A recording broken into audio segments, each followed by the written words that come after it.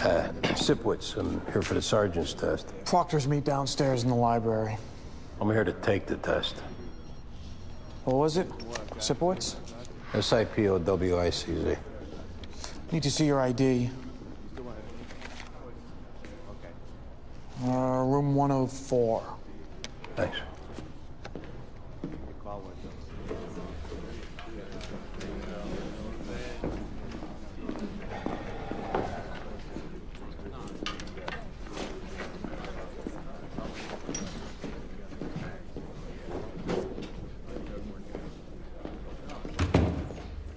Good morning, ladies and gentlemen.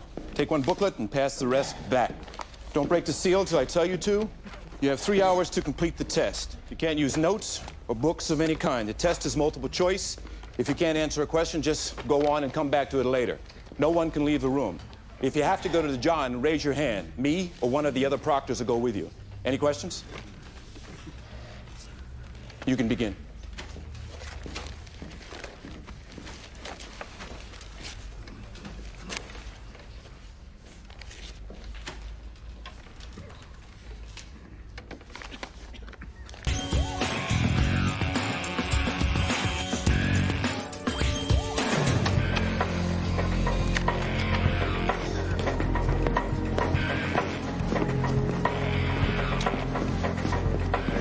Hey, it's Donald Schweiss. Scalp laceration. Looks like he got struck in the head. Who called it in? The furnace guy said he found the body a little after 7. Was he robbed? Well, he still had his wallet on him, and according to his driver's license, he lives in this building. Talked to a neighbor. He said Schweiss lived with his brother, Martin. Apparently, the brother's brain damaged. He in the building now? Yeah. When Donald's at work, he stays with the woman across the hall from them, Kathleen Halloran. They're in 8E. There's no blood on the floor, and there's scuff marks near his feet. Looks like he got hit someplace else and dragged down here. Let's start a canvass. Yeah.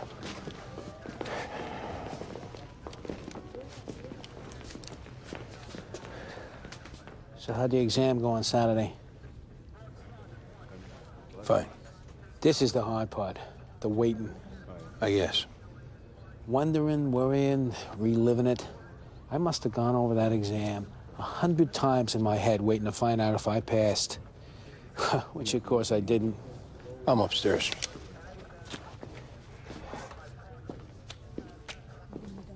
Catch you later. I was trying to be sympathetic.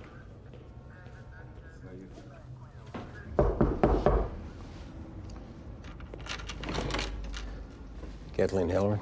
That's right. You detectives? Sipwitz and Clark. I just can't believe this about Donald. It won't fit in my mind. Is his brother here? Martin, yes. The other detective said not to tell him anything, and I haven't. Good. He has trouble remembering things, and he gets confused easily. You'll be careful with him. Don't worry. Martin, there are some policemen here who'd like to talk to you. Hi, Martin. I'm Detective Sipwitz. This is Detective Clark. We need to talk to you about your brother, Donald. Okay. When's the last time you saw him? Donnie and I come over at 8:30. I stay with Kathleen. He goes to work. So you saw him yesterday morning at 8:30? Donnie and I come over at 8:30. And you haven't seen or heard from him since then? Donnie's at Elena's. That's where he goes. Who's Elena? His girlfriend. Martin, I'm afraid I got some bad news for you. Your brother, Donald, is dead. We found his body in the basement. Donnie's at Elena's. No. Who are you? I'm Detective Sipwitz. This is Detective Clark. Do you have any weed? I could really use some weed. We don't have any weed. Do you understand what I'm telling you? I'm gonna go watch TV.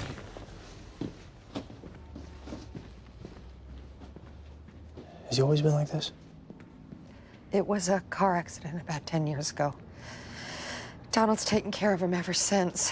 He was very devoted. That's why I was so concerned when he didn't come home last night. Just wasn't like him. When's the last time you saw Donald? Yesterday morning when he dropped Martin by. And you've been with Martin since then? Yes, he stayed here overnight. What about Elena? Elena Lozada. Nice girl, I guess. Is there any trouble between her and Donald? They fight some. Had a big one a few nights ago. Do you know what it was about? I think it was about Martin. Elena doesn't like him. You know where we can find her? She's a waitress, I don't know where. Hey, the boss called. He wants Greg and me to go to an assault. All right, we're almost done here. We'll be in touch. Martin leaves the apartment. You let us know. Of course.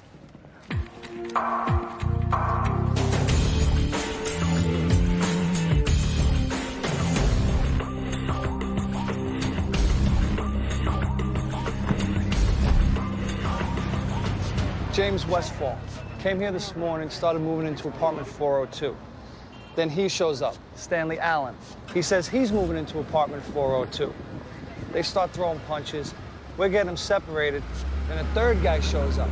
He says he's moving a guy into apartment 402. It's all yours. All right, we're gonna keep this polite, all right? Mr. Westfall, you first. I was directing the movers when this person came up to me and demanded to know why I was moving into the apartment. My apartment. I explained I had rented the apartment some weeks ago. He grew belligerent that he knocked a stickly end table out of my hand. Things went from there. Mr. Allen, you claim the apartment is yours. Not claim, I have a lease. I have a lease too, you idiot! Mr. Westfall, who rented you the apartment? Okay, I found the listing online. The realtor's name is Jerome King. He showed it to me, and I gave him a security deposit and first month's rent right on the spot. How much total? $6,000. You got the same story? Yes, except I can prove that my lease predates his. Have you tried to reach this Jerome King? He's not answering his phone. We can't find him anywhere. Bad news, gentlemen. You've been scammed. What do you mean?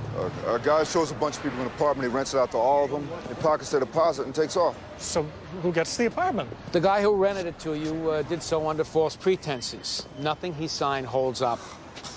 Nobody gets the apartment. You must be joking. This is a catastrophe. I have a lease. Can you describe this King guy? Yeah, he's in his 30s, I guess. He's white, British. Okay. We'll need his number and any paperwork he gave you. You still want to pursue assault charges? Let it go. I agree. Guys, we got another tenant.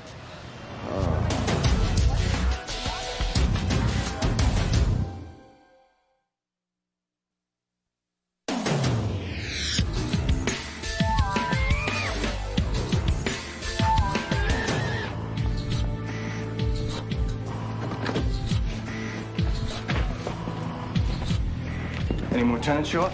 Yeah, 2 more before we left. What'd you get on the guy who rented the place? Just a name, Jerome King, and a pretty vague description. Who'd he deal with? The super says the apartment's handled by a Schofield Realty. I called their offices and talked to a woman named Bridget Schofield. I guess she's in charge, and she's on her way in. Be sure to talk to Special Frauds Unit, see if they're working a similar pattern. Anything on your DOA? We talked to a supervisor at work. Says Schweitz left there at 5 yesterday. It seems to be the last anyone saw. What about the girlfriend? Yeah, we got an address for where she works. Murphy and Ortiz want to go talk to her. Try going to the exam. Fine. It's all about time management. Set aside the hard questions, then come back. Which I'm sure you did. There's a couple I might not have got back to. Well, you leave 1 or 2 blank, doesn't matter. Might have been more than just 1 or 2. Oh, well, I'm sure it went fine.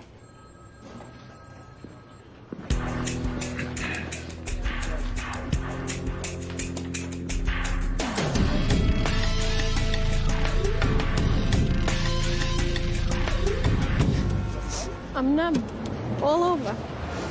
We had Donnie's birthday 2 weeks ago. He's 32. We understand you and Donald had a pretty big fight about his brother the other night. You didn't think I had anything to do with Donnie getting killed? Elena, right now, we don't know anything. But the sooner you give us answers, the sooner we can leave you alone. Yeah, we had a fight about Martin. Not the first. About you wanting to put him in an institution? A group home. You know how Martin got the way he is? Tell us. Donnie and Martin are coming home from a fishing trip. A drunk driver runs into him. Martin gets his head busted open and Donnie walks away. Since then, every minute Donnie has, and every time he earns, it goes to his brother. And you thought that was too much? Look, I respect what Donnie did for his brother, but it's tough living with Martin. You know, little stuff makes him really angry, and you can never tell what's gonna set him off. Donnie and I have been talking about getting married, starting a family. And you can't raise kids in an environment like that. You know what I mean? Sure. I said if we were moving in together, Martin had to go somewhere. It wasn't gonna be the three of us. Where were you last night, Alina? I was home. I would never hurt Donnie, ever. Do you know if he was having any money trouble? No. Any other kind of trouble? He said he had an argument with a drug dealer in his neighborhood. It was something about Martin. He said the guy threatened him. He mentioned a name? Oh, Ricky something. I don't remember.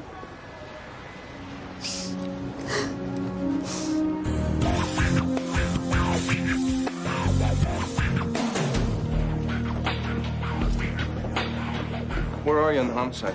Narcotics identifies a dealer named Ricky Carson. He works a corner down the street from where the DOA lived. That's off the girlfriend's statement?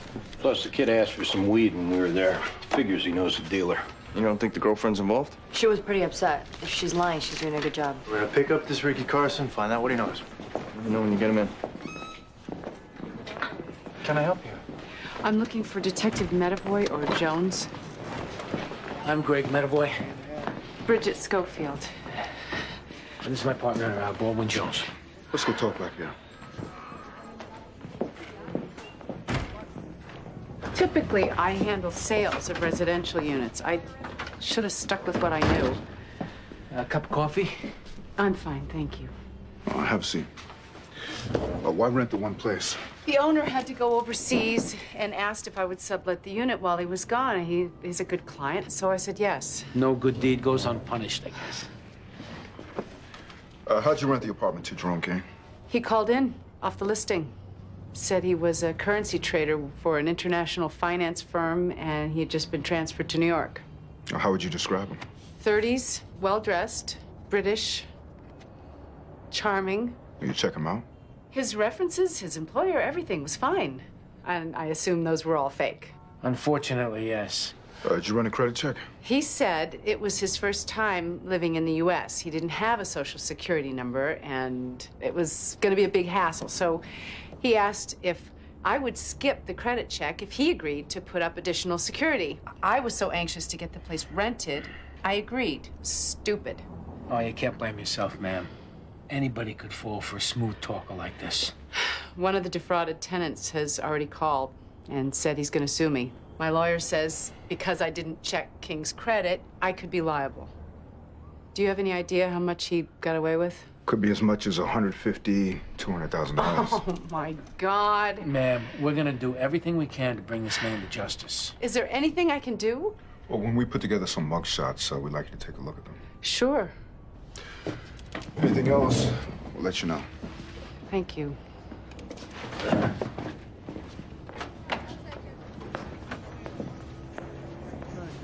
Don't you hate to see a nice person like that taken advantage of? Mm-hmm.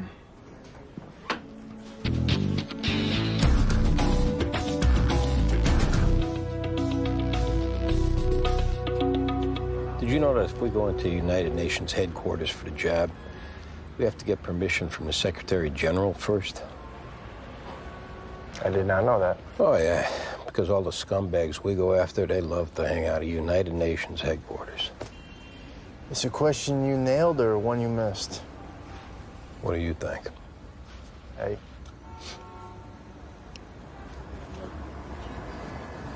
Andy, that's him.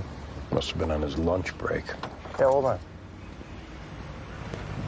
Maybe you want to hold off until they finish the buy? The hell with that.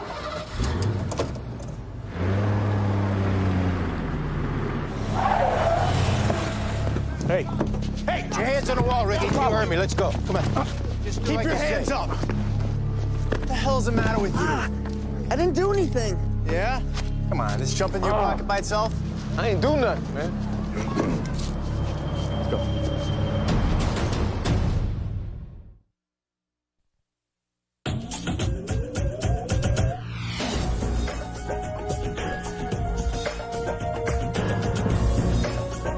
Right here. Have a seat. Who's this? He's making a buy when we picked up the dealer. Does he connect the homicide? No, he's just another recreational drug user. Rita, Can you put him in the system for me? I gotta do this interview with Andy. Sure. Name's Bobby Halliday. What I took off me. I'm Detective Ortiz. I need to call my dad. We'll get to that. Come on. Where are we with the rental fraud? Crime scene got some prints off the apartment. They'll run them now to see if anybody with a record jumps out. Anything else? The original listing for the apartment was on a website. I spoke to the guy who administers it. He says the ad was bought by a woman named Alyssa Pelican. He gave us an address. We're gonna bring her in. Well, let me know what she says. Good work, Detective. Thanks. We saw you pass the drugs, Ricky. Look, he showed me $1. I gave him some change. Nothing wrong with that. Ricky, any other day we'd lock you up just for telling such a pathetic story. Fortunately for you, we don't give a rat's ass about the drugs. I'm listening. Where were you last night? Home. Anybody with you? Friend of mine, Talisha. You know a Donald Schweiss? Not acquainted. That's funny, because the other day you got into a fight with him. Donald, the brother of Martin, who's brain damaged. You talking about Ozone's brother? Ozone. I called him that because he's out there. But I didn't get to no fight with his brother. I explained myself is all. All right, what exactly did you explain? Is my business off the table? Yeah. Look, Ozone's a customer. He buys some weed from me every now and then. Then his brother comes around all puffed up saying he don't want me selling to him anymore. Saying I'm taking advantage. I explained that I could sell to whoever I wanted to, and that his problem was with Ozone. You threatened him. Nope. Told him if he didn't lay off, you'd kill him. But why would I say that? I don't know. Maybe because Donald Schweiss turned up dead. That's too bad. But that ain't got nothing to do with me. Look, maybe I talk a little trash to make a point, but I ain't never killed anybody, and I'm not about to start. And that's the truth. And we know you're a big truth teller. Well, ask Alicia. She'll tell you I was home.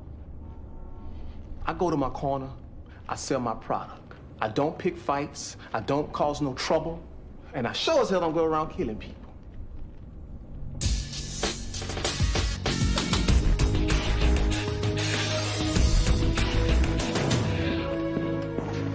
I need to talk to somebody. My son's been arrested. His name's Bobby Halliday. Sir, I'm Detective Ortiz. This is Detective Clark. We're handling your son's case. What's going on? I mean, Bobby called, but he was so upset, I couldn't get a straight story out of him. We observed your son buying drugs from the dealer. You sure about that? Yeah, I witnessed it myself. What kind of drugs? About a quarter ounce of marijuana. I thought you were just giving tickets for that these days. Not for the amount your son had, no. Look, Bobby is a kid. He's never been in any kind of trouble. He's 17, sir. He's an adult. Yes, chronologically. But believe me, I know him. He's a kid. Sir, we don't have a choice in this matter. What you want to be thinking about is getting your son a lawyer. Where is he? Downstairs in a holding cell. In a little while, I'll be getting him to central booking. He'll be processed there. With the murderers and rapists and God knows who? No, please. There's got to be another way. He cannot go in there. Sorry, sir, but at this point, there's nothing really that you can do. What will it take to make this go away? Sir. What'd you say? I said, what's it going to take to make this go away? Just come in my office. We can talk about it. Thank you.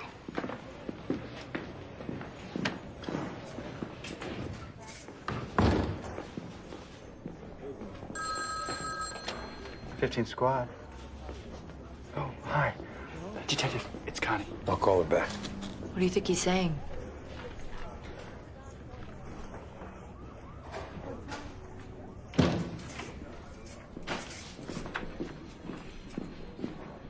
John, I'm out of yellow legal pads. Can you get me some more?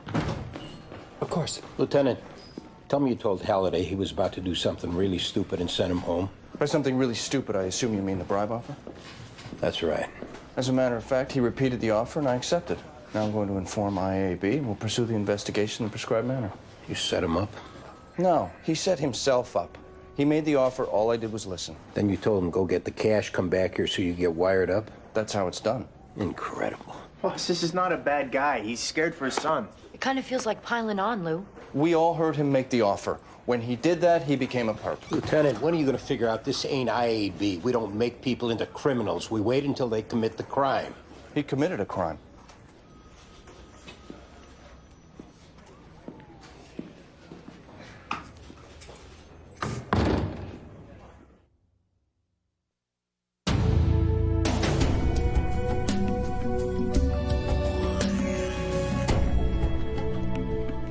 Okay. You're set. I need a minute with the lieutenant. Sure. Can you turn that thing off?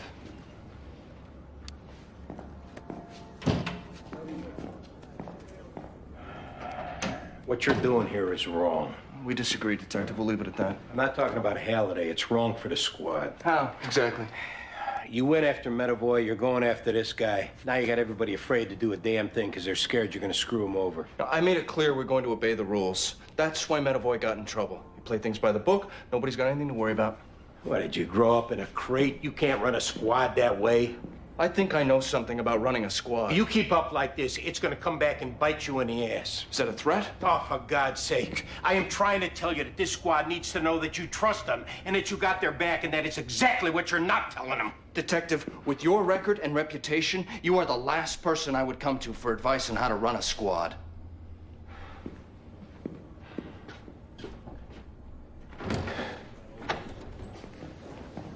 I hope this isn't going to take too long. I've got a spin class to teach in 45 minutes. Alyssa, you know a Jerome King?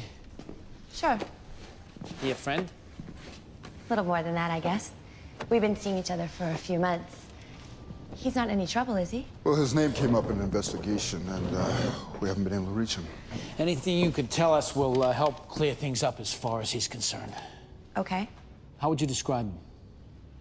He's charming, a lot of fun, rich. Not that that's important. Is he English? He was born in South Africa, actually. Raised in England, but he went to school in Switzerland. Well, what did he tell you about his work? He does currency trading and banking stuff. Money. He works with money. Well, you ever mention real estate, selling apartments, renting them? No. When's the last time you saw him?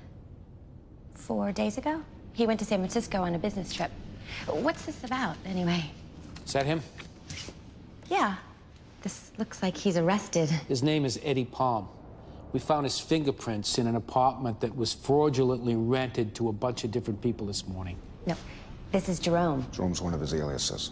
You got the wrong guy. No, we don't. I told you, Jerome doesn't do real estate. Alyssa, this guy lied to you. I was sorry, but that's the way it is. No, you lied to me. You said you were gonna help Jerome, and you didn't.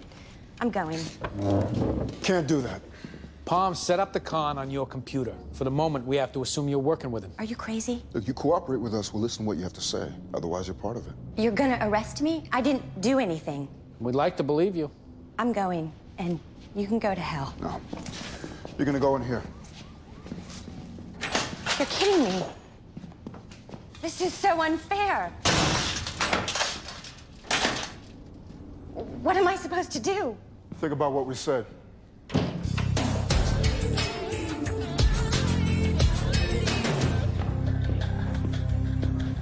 Court Halliday, I'm here to see Lieutenant Bell. I'll tell him you're here. Mr. Halliday, this way.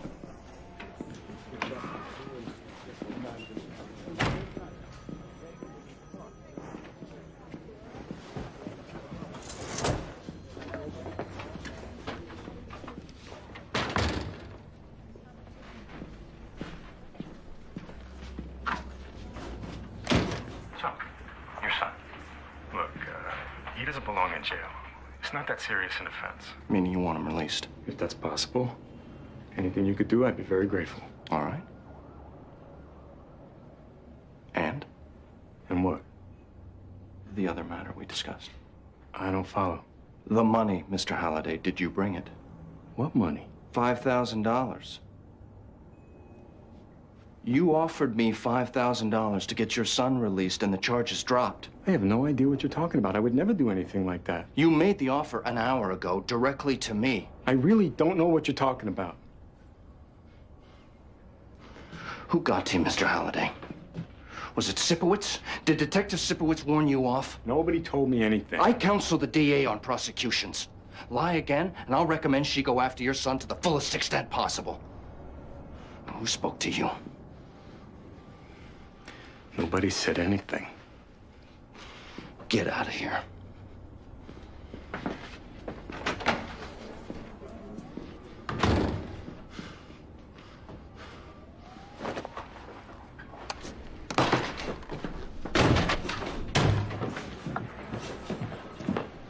This is it, Sipowicz. You're off the job. Excuse me? When I'm done with you, you're going home. What are you talking about? You tipped Halliday off. I what? You called him and told him not to offer the bribe. Oh, you got the wrong guy. Look, whatever happened in there, I didn't have anything to do with it. Deny it all you want. You're going down for this, and I'm going to see to it. You're not listening to me. You think you're tough? I've broken guys tougher than you. Yeah? That's right. Fine. You want to bug my phone? Here. You want to go through my garbage? You go ahead. Do whatever rat squad crap you want. You're going to get nothing. I didn't do this. Boss, Halliday could have talked to a lawyer. A friend. I mean, anybody could have warned him.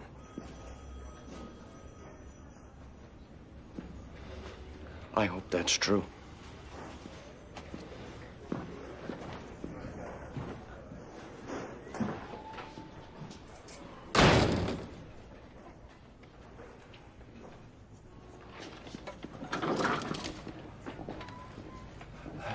Detective, that woman you and Detective Jones brought in. What about it? As I was passing the door, she was calling out. She says she needs to talk to you.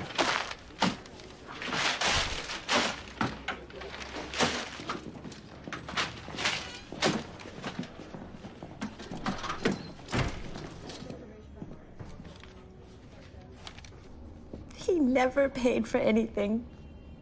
I mean, not once. We'd be at some fancy restaurant. He'd be talking multi-million-dollar deals, and I'd end up with the check. Either he forgot his wallet, or there was a problem with his credit card. That's what a guy like that does. Plus, he was always borrowing money. He said the wealthy never carry cash. A trusting person like you is red meat to a guy like him. You don't understand. I convinced my mom into giving him $8,000. He said he was gonna buy euros with it and double her money. How am I gonna tell her? The sooner we catch him, the better your chance of getting your mother's money back. Will you help us? How can I do that? Do you know when he's supposed to be back from his business trip? He said this morning. All right, call him and tell him you need to see him because you have a wealthy relative that died and left you $100,000. Yeah, and you need advice on what to do with it. Yeah, we'll tell you where to set the meeting. We'll pick him up from there. Do you think he'll fall for that? Kind of guy he is, he won't be able to resist. Okay.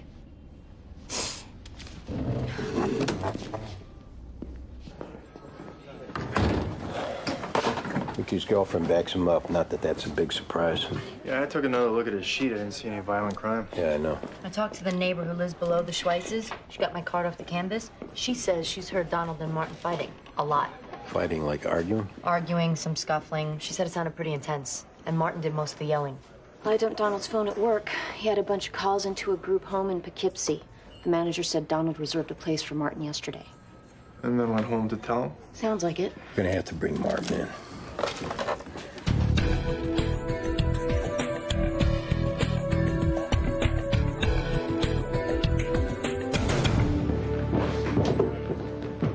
John, why don't you take Martin down to 3? I want to talk to Miss Halloran here for a minute. Yeah, this way, Martin. What's going on, Detective? Ma'am. Were you with Martin all day yesterday? I mean, particularly in the evening after 5 o'clock. I already told you. Yes. I understand you wanted to protect him. But if we find out you're lying, that's obstruction of justice and you'll go to prison. So I'm going to ask you again. Were you with Martin all day yesterday? I was with him every minute. We've gotten some information that the brothers did a fair amount of arguing. Well, is that so unusual? Not necessarily, but we're going to need to talk to Martin about it. Oh, then I need to be there. No, that's not possible. No, he'll be frightened. He won't understand what's going on. Laura, do me a favor. Take Mrs. Halloran into the coffee room for me. Sure. I'll see you when we're done. Please, don't hurt him. This way.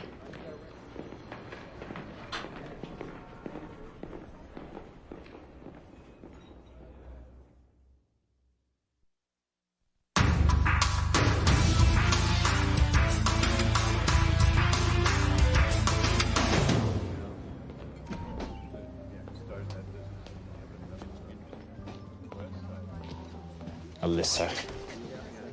So sorry to hear about your Aunt Karen. Hey, Eddie. Pardon? Well, we're gonna go. What do you mean? Who are you? Detectives Metaboy and Jones. We're taking down the station house. Who's this Eddie? I have no idea what you're talking about. Give it up, Eddie. You're not fooling anybody. In my jacket pocket is my passport. It's like something out of Kafka. Yeah, except you're the cockroach. Jerome King, yes? Satisfied? I have other identification if you wish to see it. Not necessary. Alyssa, tell them my name. I hope you rot in jail. Well, let's go. You're making a mistake. Tell us about it in the car.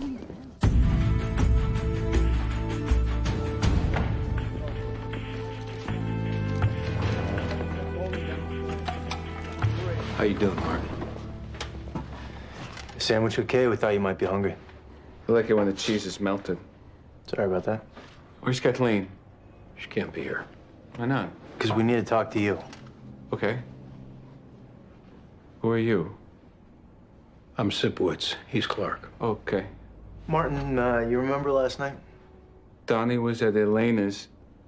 I stayed with Kathleen. And Donnie wasn't at Elena's. Yeah, he was. Did you stay with Kathleen the whole night? No. She had to do something. I went to our apartment. It was before dinner. How long before she got back? I don't know. An hour? You and Donnie ever fight sometimes? Sometimes. You get pretty mad at him? Guess. You ever get so mad at him you hit him? Do you have any weed? I could really use some weed.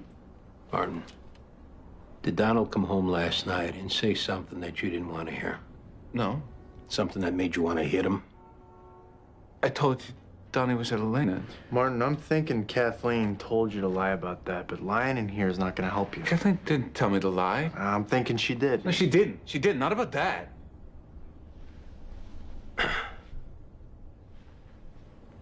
What did she tell you to lie about, Martin? Nothing. Martin, you got to tell the truth. Otherwise, you're going to get you and Kathleen in a whole lot of trouble.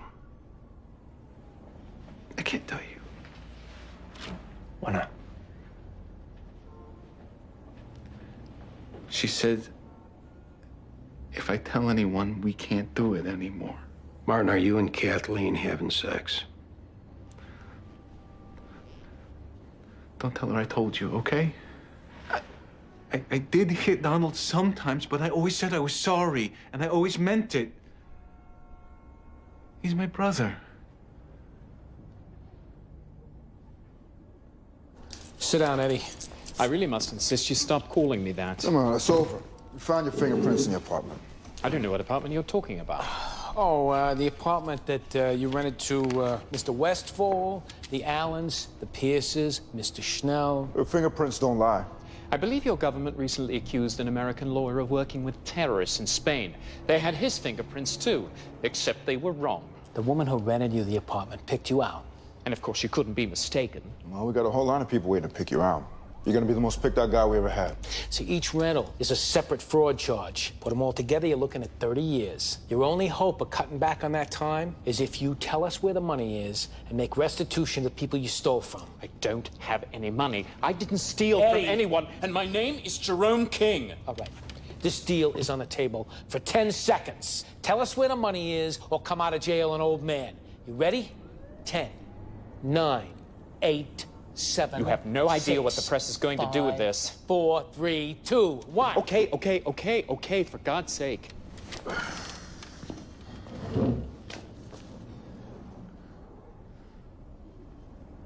The money's in a safe deposit box in the Marquis Bank of Queens, okay? Happy? Where's Martin? Is he all right? He's fine. You told us you were with Martin all day. He says he stayed in his apartment while you went downstairs. To do some laundry. It was all of about 5 minutes. Martin doesn't have a very good sense of time. It probably felt longer to him. You said you were worried because you didn't know where Donald was. Martin says that you told him Donald was at Elena's. Well, I had to tell him something. I mean, for all I knew, it was true. Why didn't you call Elena's? We checked your phone. There were no calls out last night. I didn't want to bother him. You were that worried? I just didn't think of it. How long you been having sex with Martin, Kathleen? I don't know what you're talking about, and I am not going to answer any more questions. Then we're going to get a search warrant for your apartment, and no matter how hard you scrubbed and cleaned, if there's one drop of Donald's blood there, we're going to find it. So if you want to help yourself, you better start answering some questions here. You look at Martin, and you see what's missing. I look at Martin, and I see a beautiful soul that has opened itself to me. And I am not going to apologize for that spiritual act. Did Donald find out? Was that why he was gonna move Martin? Donald never knew. What happened? I ran into Donald when I was coming up from the laundry room. He told me that he was putting Martin in a group home in Poughkeepsie. I told him that I would be more than happy to take care of him myself, but he wouldn't listen. Guess he was too busy planning his new life with his spicor. How'd you kill him, Kathleen? We were talking in my apartment so that Martin wouldn't hear us. I was begging. I told Donald that I love Martin and that I wanted him to be a part of my life. He laughed. He just laughed and turned away. That made me mad. So I grabbed a lead bookend and I hit him with it. I'm sorry, of course, but he should have had more respect. What did you do with the body? Wrapped it in a sheet. Later, I drug it into the elevator and I took him downstairs to the basement. We're gonna need you to write this down. I need to see Martin. I need to see him, please. First, you gotta write this down.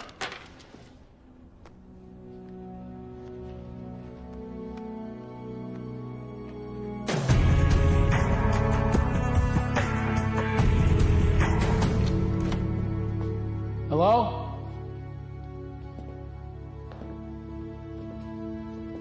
Anybody here? Isn't the tile extraordinary? It's from Italy. I love it. Hello? Detective. Hi. I called your office. They said you were here. I hope it's okay. I'm showing some potential buyers around. What can I do for you? I just wanted you to know that we've made an arrest, and it looks like we're going to be able to recover most of the money. Oh, my God. That's wonderful. I figured you want to know as soon as possible. Thank you so much. That is a real weight off. I'm glad it worked out. Oh, Well, it's quite a place. thanks. I think my whole apartment could fit in this room right here. I'm sure your apartment's very nice. Yeah, nothing like this. Yeah. Well, I should be going. I just want to give you the good news. Are you sure I'll be done in a few minutes? Yeah, I'll be in the way. Greg, I know how hard you worked today. The least I can do is buy you a drink. Yeah, I guess I could stick around. 5 minutes. Sure. I'll be right here. Okay, great.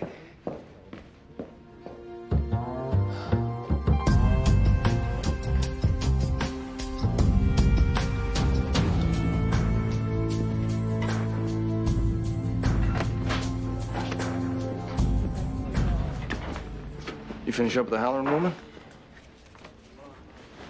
Yeah, I'm taking him down to Central Booking. Call social services about the brother? They're sending someone. All right. Good night.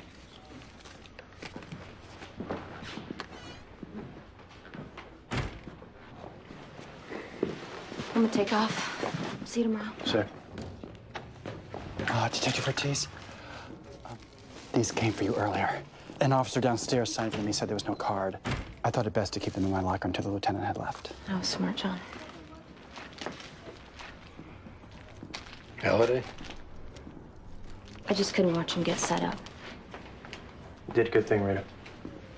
Thanks. Sorry you had to take the heat for it. Don't worry about it. But watch yourself. Bail finds out, he'll come down on you. Anna. See you tomorrow.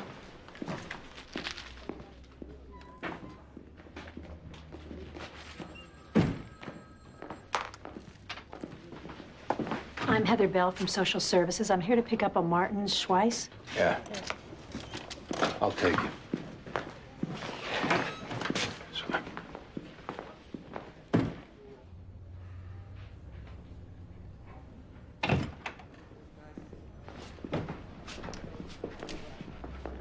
Martin, this is Heather. She'll bring you to a family who's going to take care of you tonight. Where's Kathleen? Kathleen can't go with you. Oh. Donnie's dead. Yeah, he is. That's too bad. I'm gonna miss him. Yeah. Who are you? I'm Heather. You're Sipowicz. That's right. I remember you. Will you come with me? Yeah. I'll go with you.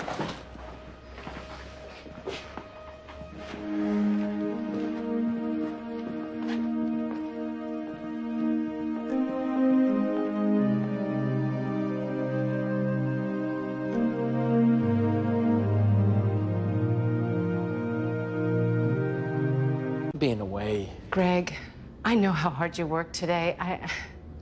The least I can do is buy you a drink. Yeah, I guess I could stick around.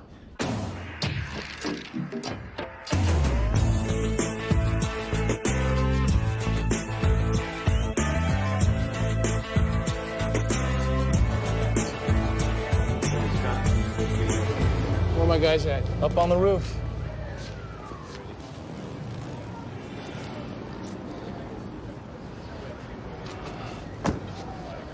Who called it in? This guy coming to work. Area's pretty deserted at night. I wouldn't count on there being witnesses. His watch is gone. Looks like he wore 2 rings. Both of them are gone. Whatever cash he had is gone. The wallet's still here with the credit cards. Guy's name is Kerry Oaks. Yeah, uniformed cop said the car was locked, so whoever did it was inside the car. Well, he was an attorney. Name of the firm's Robinson and Cerny. Officer's located on Madison Avenue. What's in the case? Looks like a bunch of legal papers. Would you lose a bet? What do you mean? Who dressed you? What? Shirt's a little bright, Greg. It's English. No good?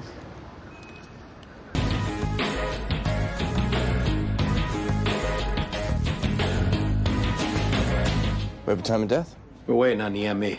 Building security at Oaks' work has him sign out around 11. Yeah, we made a call to the senior partner of the firm. What about ballistics? Looks like he was shot with a small caliber gun, entry wound around the rib cage. No doubt about it being a robbery. They took his watch, his rings, his cash. Robbery squad says that there's been at least 3 robberies in the same general area over the past 4 months. All the victims were white males, 40, 50 years old, and a gun was used. We need more than that to make it a pattern. Yeah, we were only able to contact one of the victims. He's on his way in. You reading the chief? Connie's cousin is looking for something with sanitation. You're not looking for results of the sergeant's test, in other words. I think it's early for that. They're not in there? No. Well, it'll be 2 weeks at least. Right. Thanks, guys. We should hit whatever late-night establishments are in the area, see if our DOA was in any of them last night. Greg. Want a different tie, at least? What is this intense interest in my wardrobe? It is something of a statement, Metaboy. It's not a statement. It's a shirt and a tie. I think they're very nice, Greg. Thank you. Me too. I love the whole look. There you go. Got a report of a shooting in a schoolyard on Houston and Christie. Ortiz, you and Murphy respond. Tell me the truth. Do I look stupid? I don't know about stupid. I got a lunch with Bridget today. You look great. Are you just saying that because you want to get out of helping me find something else, or do you really think that? Come on, Greg, we got work to do. If we pass a clothing store, we're going in.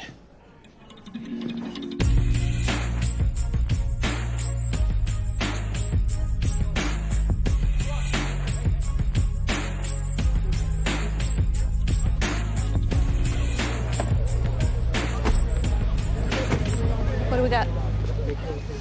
Car pulled up, guy in the ski mask threw up a bunch of shots, drove off. Anybody get a description of the car? One person said it was a green Chevy, one person said it was a blue Ford, I got somebody else said it was a brown van. Anybody get a license plate? No. Any talk it's gang related? From what they're saying, it was a basketball tournament. No gangs, no nothing. They played on this court? Right there. Thanks. Yeah. Hey guys, What's anybody see anything? Guy shooting out of a car at my boy here. Any idea what it was about? You fighting with somebody? Uh, Is this a pickup game? today was. Tournament starts next week. What kind of tournament? Dayton League tournament. Is there some kind of organizer? Marcus Dayton. Where can we find Marcus Dayton? I don't know. Anybody? Yeah, I got his number. You the only one who would. Why is that? Show him the article, Captain. Nah, man, don't show him that. Show it to him, man.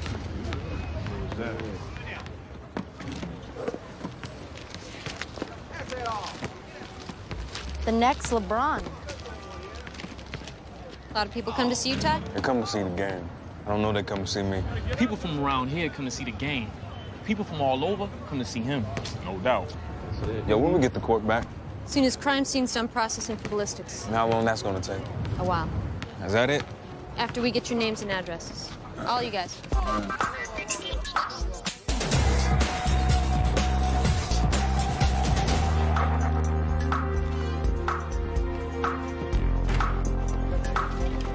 Detectives? Where this homicide last night and these robberies happened, there's a couple of bars I don't know if you know about. Yeah, what about them? They're respectable from the outside, but basically they're hooker bars. Penis hookers or vagina hookers?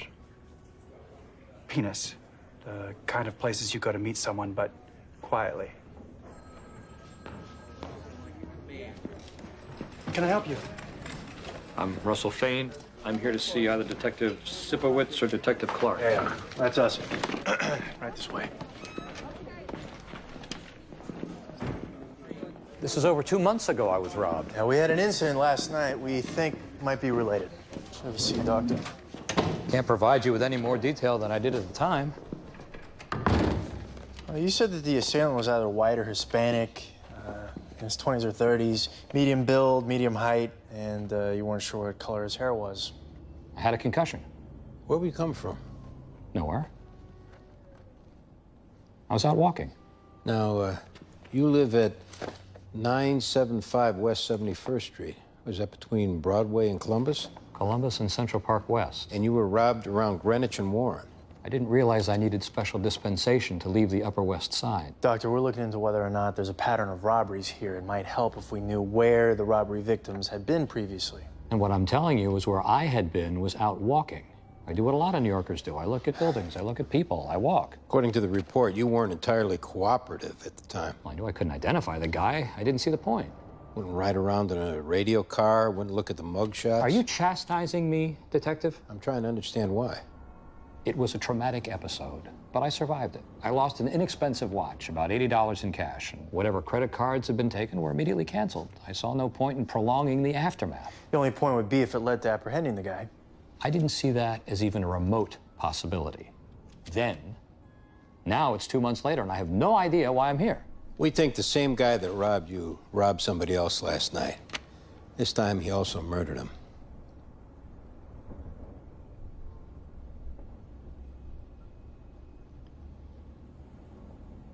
If I could be of any assistance, I would be. This guy killed once. There's a good chance he'll kill again. If something occurs to me, I'll let you know.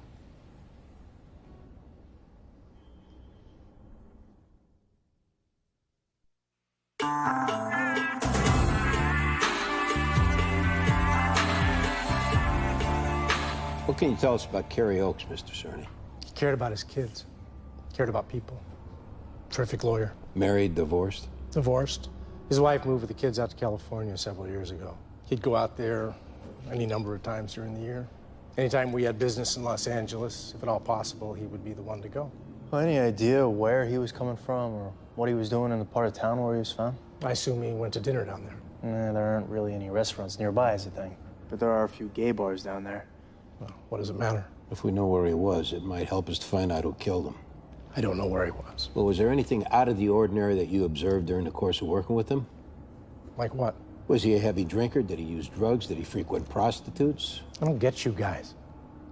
This man was an upstanding citizen who was robbed and murdered. Are you looking for some reason to believe that he brought it on himself? Sir, what we're trying to do is get a sense of who he was in the hopes of reconstructing what took place last night. You work with someone for all these years, you learn to respect that there are parts of their life that they want to remain private. If you're asking me, was Kerry conflicted about his sexuality? I don't know. If you had to make a guess.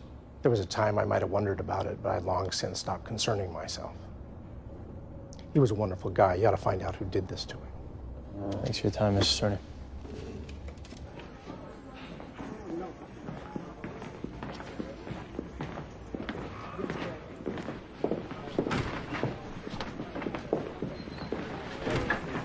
This is Marcus Dayton.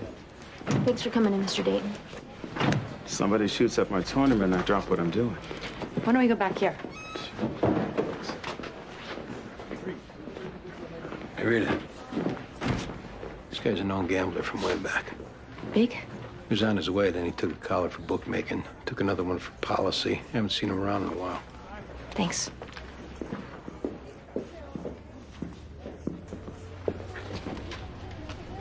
Has there been any recent violence connected with the tournament? None. Nothing that might involve one of the players?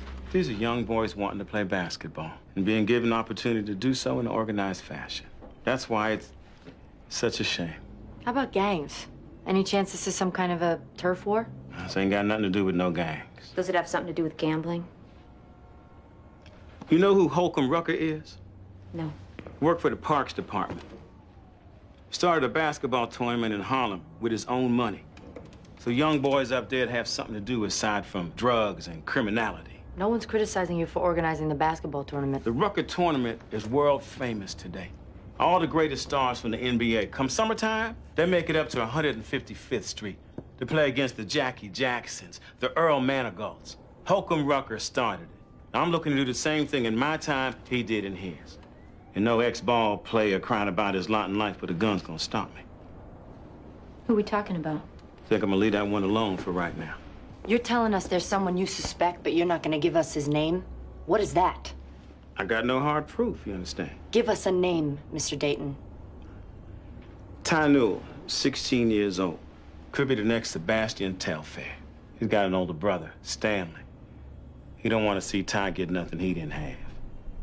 If I was you, he'd be the first place I'd look.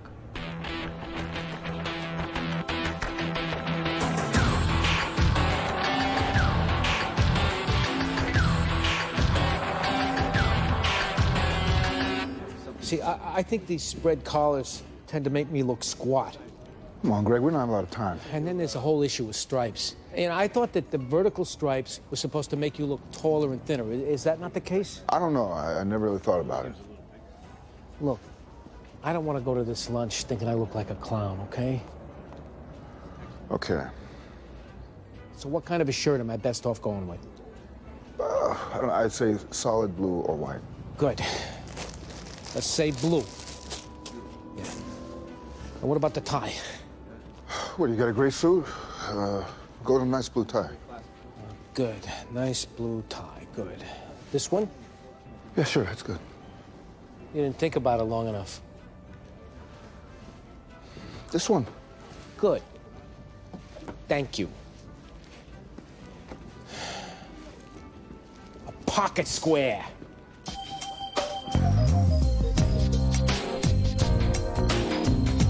You ever go to the schoolyard over on Houston and Christie, Stanley? Yeah. When was the last time? 2 weeks, a month. Where were you around 10 o'clock this morning? 10 o'clock, I was making deliveries. You know anyone who has a problem with your brother? No. Anyone have a problem with the basketball tournament he's playing in?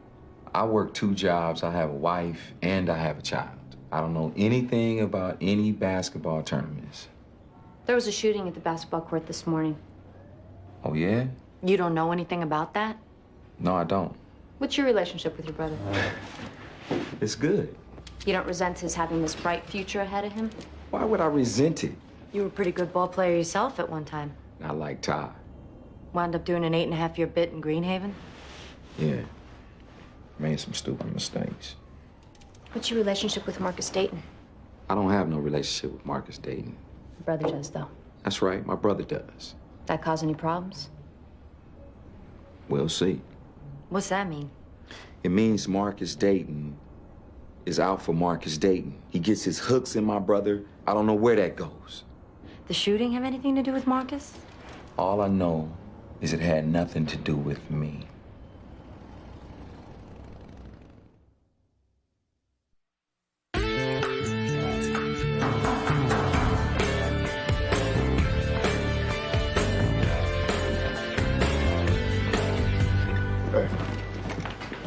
Slugs from the schoolyard are from a .357 Magnum. They match ones recovered 3 years ago at a robbery.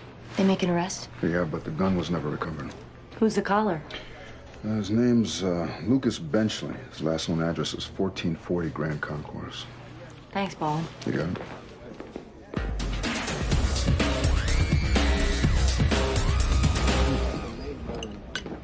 Food here is good. Food is good. I guess you know restaurants. I know a few. Yeah, your line of work, wining and dining clients, is a big part of it. Most of what I do with clients is show them apartments. If they like them, they buy. If they don't, they don't. I have to believe you're a big part of that, though. The way you look, the way you dress. Speaking personally, I would put a lot of faith in what you have to say about things.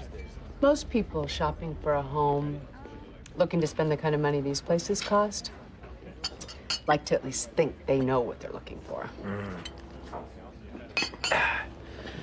At some point, I may be in the market myself. Really? Long Island was good for raising kids, but at this point, I think I prefer being in town. Have you thought about what section? I don't know. Battery Park City's on the river, so that's nice. I also like the area around Lower Fifth. There's some beautiful buildings on Lower Fifth. Yeah. Well, if you find something interesting, maybe you could show it to me. I'd be happy to. Sorry, sir, your card's been declined. Put it through again. Put it through several times.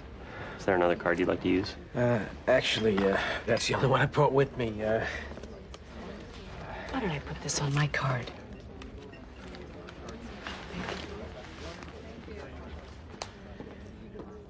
Someone at my bank is going to hear about this. It happens all the time.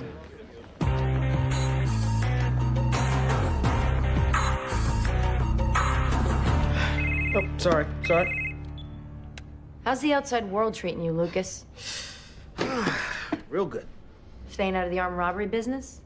Something happened you looking to make me attributable to? Asking the question. Well, the business back then was youthfulness and foolishness, all right? I got a whole different program going on today. What program is that? I got a hip-hop DJ business, you know, providing entertainment for private parties, corporate functions, you name it. Where were you this morning? Okay, this morning I met with Mr. and Mrs. Allen Birnbaum and their daughter Mindy about making plans for her bat mitzvah. What time was that? I was at their apartment on East 72nd Street at 9:30 on the dot, and I stayed there about an hour and a half. Been down to the schoolyard on Houston and Christie recently? I don't even know what that is. Somebody shot it up this morning. Whoa. You think that somebody was me? Slugs came back matching the slugs from when you took down that bodega. Okay, wait a minute. Since we never recovered the gun, we have to assume you still have it. That ain't the case, man. What'd you do with it? I sold it. The gun, my drugs, anything that was a part of my thug life, my slave life, I expelled it from my being. When did you do that? As soon as I got out of prison. Who'd you sell the gun to? This ain't gonna get back to nobody, is it? We'll do our best. There's a guy named Pee Wee. Who is that? Mungo dude. What's his real name?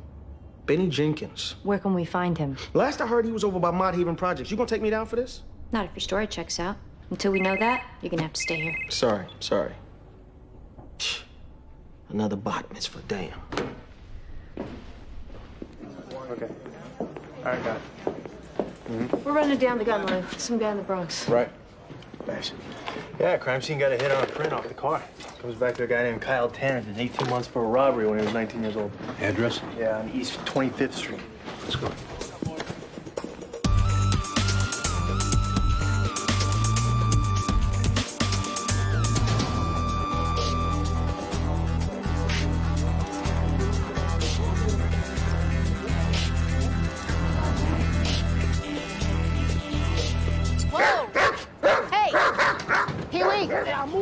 Stay where you are. Let me see your hands. Step out of the truck. Man, what I do? Keep your hands up. Hey, all right. You got any guns in there, Pete? No, I ain't got no gun. Yeah? You search the back of this truck. We're not gonna find any. Man, I ain't give you no probable cause to be searching the back of this truck. You got a bill of sale for that sheet metal? Man, why you want to torment me like this? Where were you this morning, Pee-wee? I walked my dog. Then I went to see my mother at the nursing home. I played a game of dominoes at the nursing home. I came over here to meet a guy I want to buy some of this here scrap. What guy? Guy from Barbados. Probably got scared off seeing the two of y'all. Here's the thing, Pee-wee. We got information you bought a gun that was used in a crime. If you didn't do the crime, maybe you sold that gun to someone who did. Either you tell us who that was, or we're gonna place you under arrest, impound your truck, and have animal control take your dog. kid came by saying he wants to buy a gun. Saying somebody I know sent him. Who's the kid? Kid's named Tyler. Who sent him? Man, I gotta get that up too. That's right.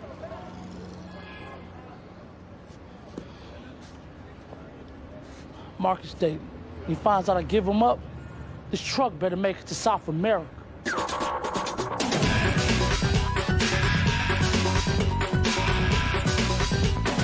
Where were you last night, Kyle? Rented a movie. What'd you see? 13 going on 30. More or less a chick flick, but I have a thing for Jennifer Garner, so that's why. Anybody with you? No, sir. Never in the vicinity of Greenwich, south of Chambers? Not at all. Well, the reason we ask is that your prints turned up on a car in that area. Well, I don't know how that would be. Might be nothing more than you were just walking by, you lost your balance, put your hand on the car so you wouldn't fall. You know, only I wasn't walking by. You used to like stealing from kids, right? But I was a coward. Right? Kids were the only ones I wasn't afraid of. How about now? I'm still a coward. How you been supporting yourself? Full-time student. I was thinking I might like to go into finance. Mind if we take a look around your apartment? Well, why do you want to do that? Just to rule you out from any involvement in this car thing. Wait, what kind of a car thing are we talking about? Guy was robbed. I don't know what to tell you. I don't do that kind of thing. You got a gun you don't want us to find? No. So what are you so afraid of?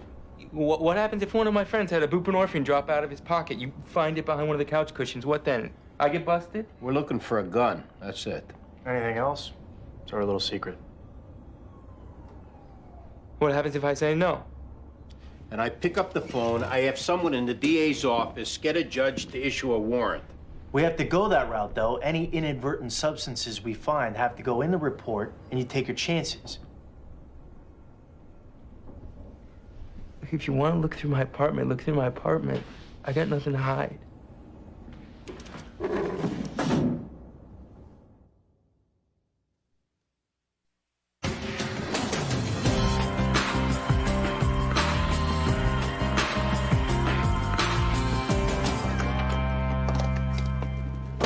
What's that you're looking for? We told you, a gun. You're not gonna find that. Alternatively, proceeds from a robbery. What kind of proceeds? We hit pay dirt, we'll let you know. Just for the sake of argument, let's say you found something. You don't have a warrant. You don't need a warrant. You consented to the search. I did? I don't remember doing that. You signed a piece of paper. What's to stop me from saying I was under duress? The testimony of 2 police officers. So it really just comes down to an issue of credibility. Right. Are you hungry? What, you're searching my food now? You do a lot of cooking? Yeah, as a matter of fact, I do, and I don't like people handling my food. Would you just not touch that with your hands, please?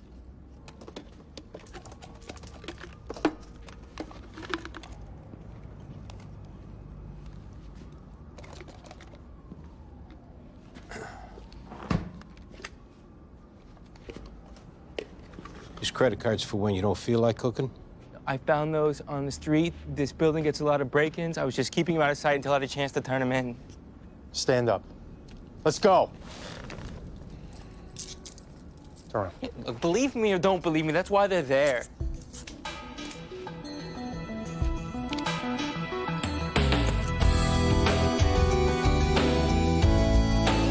Who did you give the gun to, Ty?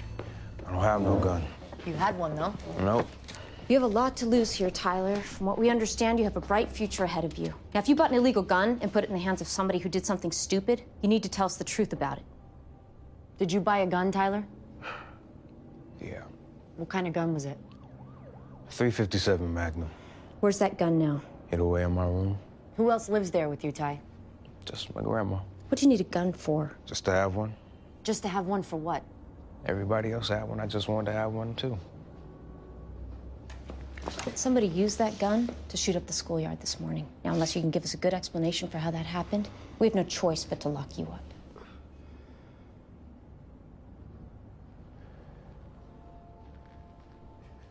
It had to be my brother Stanley.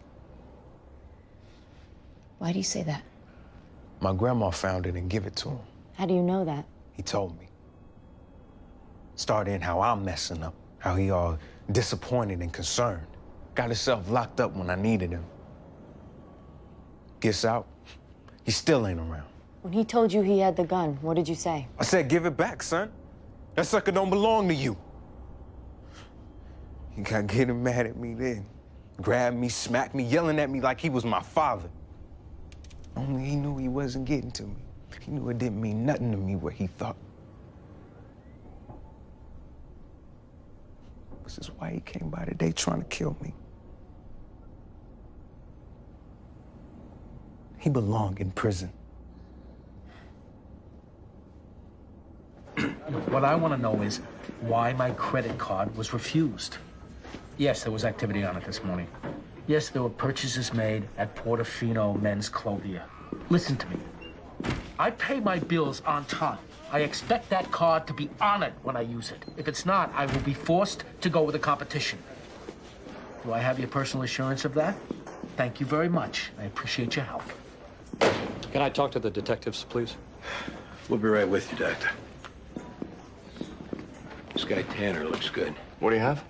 Print on the car, and we found a stack of credit cards in his apartment. The dentist we talked to on the chance it was a pattern came back in. Swore he couldn't make a positive ID before. See what he says now. Let me know.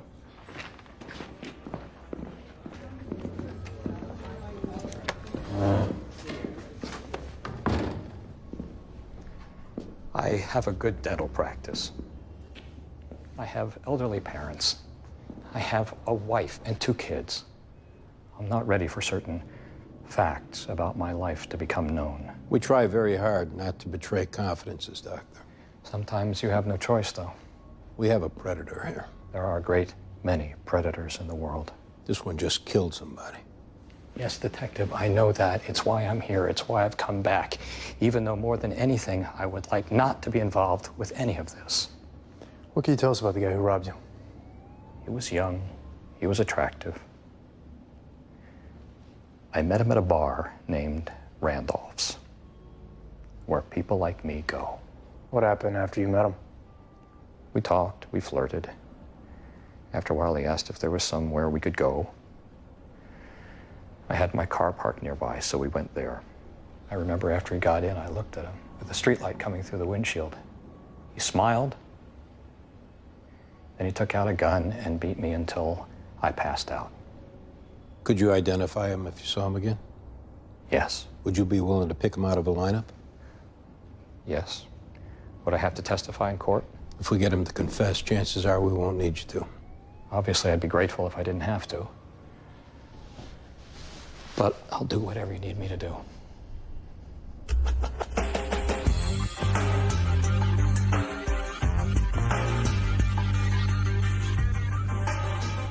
See anyone you recognize, Dr. Fang? I recognize number 3. Where do you recognize him from? I recognize him as the person that beat me and robbed me on October 2nd, 2004. Where did that take place? In my car, which was parked down the block from Randolph's Tavern.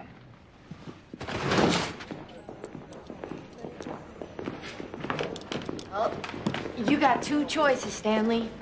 Either admit it was you with the gun, or we lean on your grandmother till she admits giving it to you. How much leaning did you do on my brother?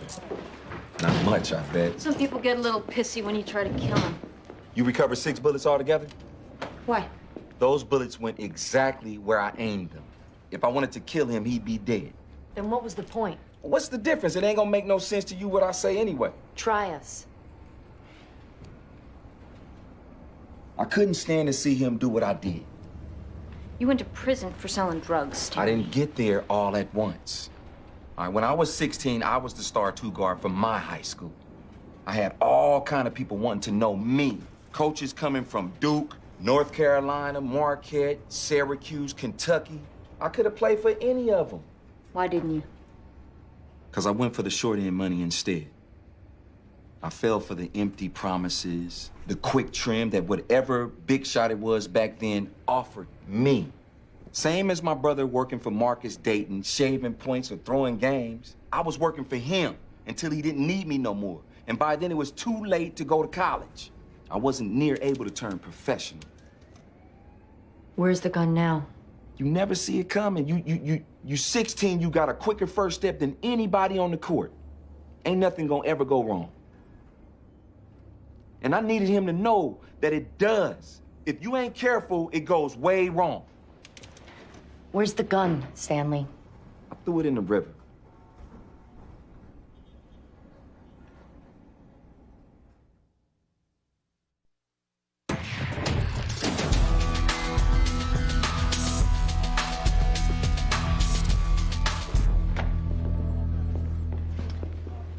We just talked to your brother, Ty. Might be good if you hear what he has to say. How come he ain't locked up?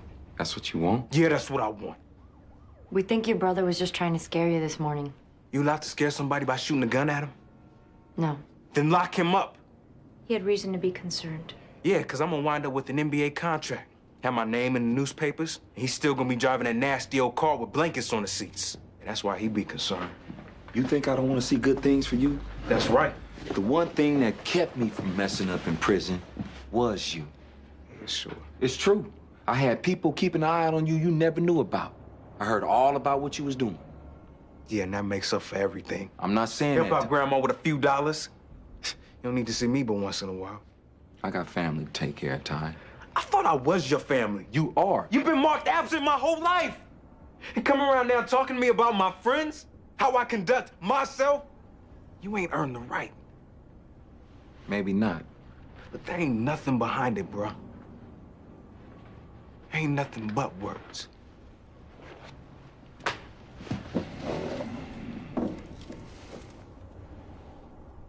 What's this?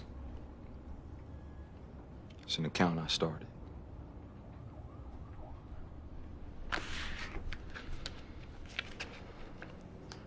Stanley knew, IGF, Tyler knew. It's a trust fund. There's $19,000 in here. I started it when I got out of prison. It's for you to go to college with. If you want it now, you can have it. Where'd you get $19,000? I drive an old nasty car, blankets on the seats. What'd you do this for? 'Cause I wasn't around when I should have been.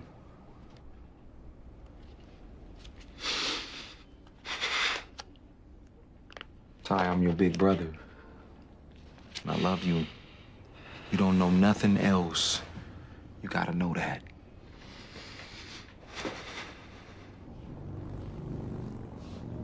You don't seem too concerned about what happened with the lineup. Right. Why is that? Well, it's one thing to be in a police station and say who you think did something to you, and it's another thing to do it in open court.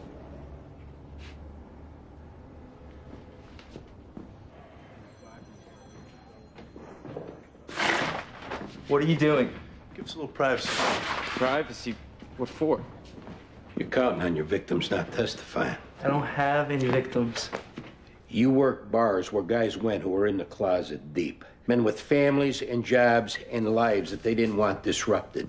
They were willing to walk away from being robbed and beaten and not pursue it rather than have it come out what they were doing. How come you know so much about fags, Detective? You're gonna tell us about those robberies, Kyle.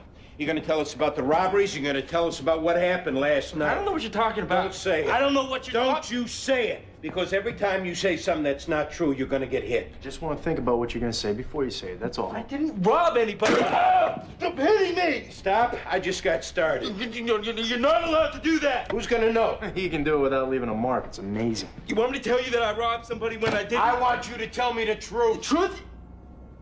Think about it now. Okay, I robbed a couple of guys. What happened last night? Nothing.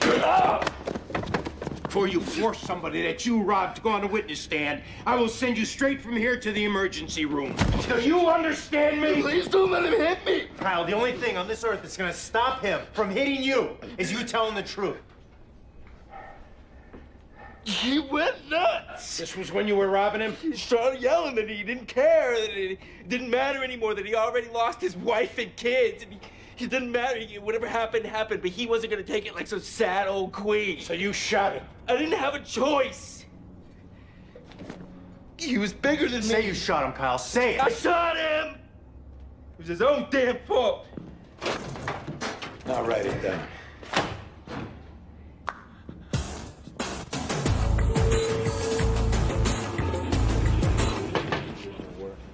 Guy went for a robbery and a homicide. He's finishing up the statement now. Good work.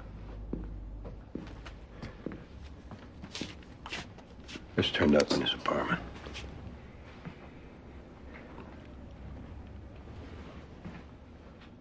A guy like this, there's a good chance that he was dealing in stolen credit cards from who knows how many sources.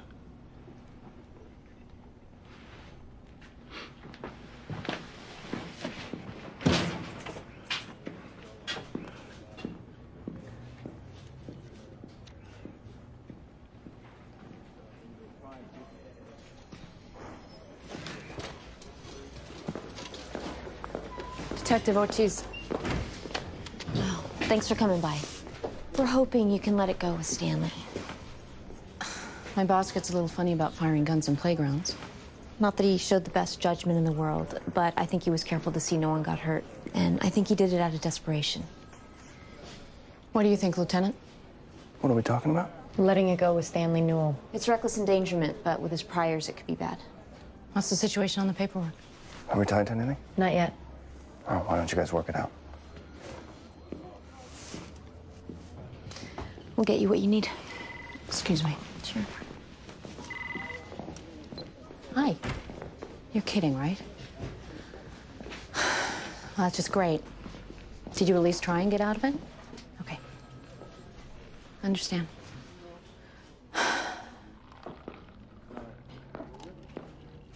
Hey. Good job on that homicide. Thanks. Oh, boy. Don't ever date anyone who works for the State Department. All right. I'm supposed to be going to this dinner tonight honoring Judge Lasek, and my date just got called back to Washington. This is a command performance? Most definitely. I used to clerk for him. The judge sees me there unescorted. I just know he's going to have his mitts all over me. I don't call him learned hand for nothing. Well, if you got nobody else, I do come with a clean shirt and tie. I can't ask you to do that. I volunteered. Well, if you're serious, I think I'm going to take you up on it. What time? Could you pick me up at 6:30? Be my pleasure.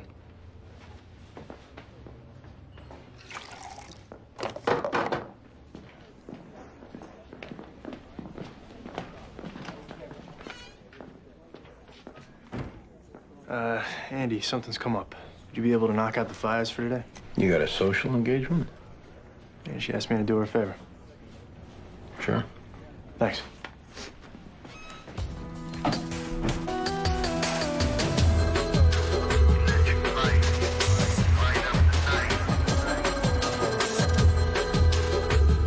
Now, this time of year, you're going to want lilies.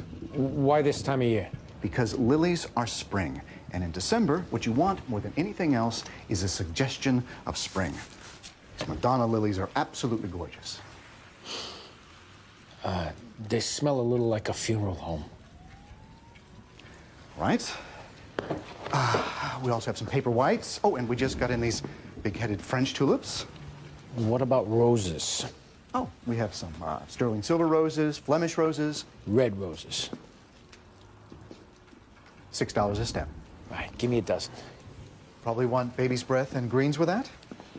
Yeah. And I want you to put this $100 bill in the envelope with a card. And what do you want the card to say? From Greg.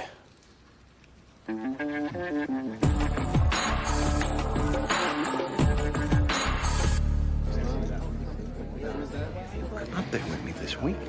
I'm certain you'll have a good time. It could be a good career move for you. I can introduce you to all kinds of very influential people there. Hey, will you? Could you talk some sense into her? I can try. Oh, come on, Judge. There's a weekend retreat at the Mohonk Mountain House for training prosecutors and judges in handling terrorism cases. I think she should attend. Remember Valentine's Day? Yeah, it was great. Yeah, this past year, Valentine's Day fell on a Saturday. We went up there, had a great weekend. Oh, I didn't realize you were seeing anyone. Well, we're keeping it quiet as much as possible because of work. Yeah, I understand completely. Excuse me, you're waiting for me on the dais, Your Honor. Oh, okay. Yeah, nice meeting you, Detective. Great to meet you, Judge.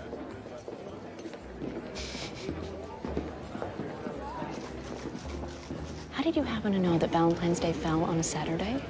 I have a head for odd details like that. It wouldn't be because you had a particularly memorable one this past year? No, not at all. Well, thanks for coming up with it. You're very welcome. Shall we?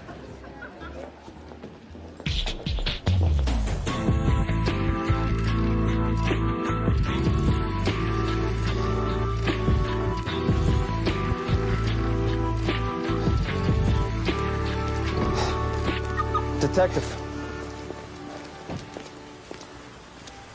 Have you told anyone? There's nothing to tell. That's not quite true. You know something about me. I want to know what you intend to do with that knowledge. I found your credit card. I returned it to you. I don't know anything more than that.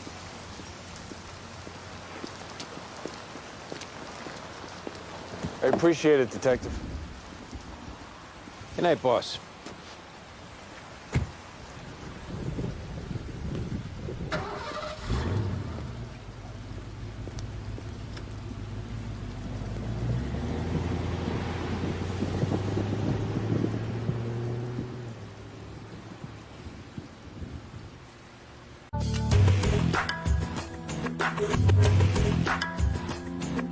Her name's Faith Chandler, according to her driver's license. 32 years old. Address listed as Continental Avenue in Forest Hills. There's a condom under the pillow. The apartment's leased to this Claudia Weintraub who called it in. Is that her? Yeah. I thought she looked familiar. She's a big-time madam. What else is in there? That's parking ticket with a money order. Probably gonna drop it in the mailbox when she got a stamp. Got mints, lipstick, tampon, aspirin, keys, this card. Serenity prayer. God grant me the serenity to accept the things I cannot change, courage to change the things I can, and wisdom to know the difference. That's a AA thing, right? Yeah. Doesn't always work. Miss Weintraub, talk to you a sec. Yeah, sure. You set this up? Look, even though I know you have me in your dossiers, I'm out of that world completely. Uh-huh. So why is she in your apartment? She needed a place to stay. I said she could use it. She was freelancing, in other words. Right. Any idea who with? No, We're gonna want to see her book. I don't have a book. Hey, Claudia, who do you think you're dealing with there, huh? A disapproving relative? We'll lock your ass up, we'll go through your apartment, we'll find a dozen different reasons to prosecute on what's gonna be. I wasn't lying when I said I was out of this world. I met a terrific guy, square as they come, knows nothing about any of this, and I would really love to keep it that way. The only way you got any chance of that, give us who you think she might have been with. There was this one guy I was crazy about. I used to take her on trips, buy her things. Maybe it was him, What's his name? Bob Cavanaugh. You'll give us his number. You won't let him know it was me, though, right? You got this terrific new guy. What's the difference? You don't want to lose a customer, just in case it doesn't work out with my guy.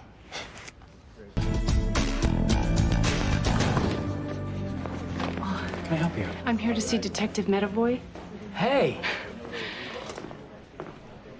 Bad time? Not at all. But you had mentioned being interested in an apartment, and I found one that I thought might work for you. Oh, yeah? It's on 3rd Avenue and 16th Street. Lots of light. It's not huge, but I figured if it's just you, it might work. Great. It's a lease with an option to buy. I know the seller is motivated, so I thought the sooner you saw it, the better. By soon, you mean this week, this month? With apartments, Greg, soon means today. Oh. Then I'll see it today. Can you come at lunch? Yes. All right. Meet me in front of the building, 12 o'clock. We got a report of a homicide. 455 Great Jones Street, 3rd floor. Ortiz, you and Murphy are up.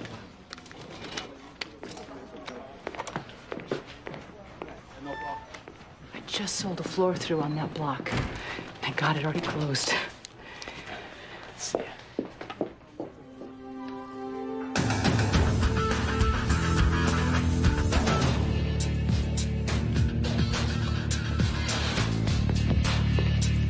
You own the building, Miss Kunitz? Since 1961.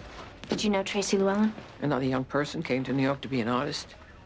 Very nice, very pretty. absolutely no idea what it takes to survive on her own. Does she have a job? Well, not that I knew of. How'd she pay rent? She'd bring it to me in cash in an envelope. Any idea where she was getting it from? I knew exactly where she was getting it from. At first, she was secretive about it. We would sit and have tea, though, and gradually she couldn't hold herself back from letting me know that she was seeing this well-known designer, industrial designer, whatever that is. Did she tell you his name? Hal Matheson. Married, children, and according to her, everything was fine. Thanks for your help, Miss Kunitz.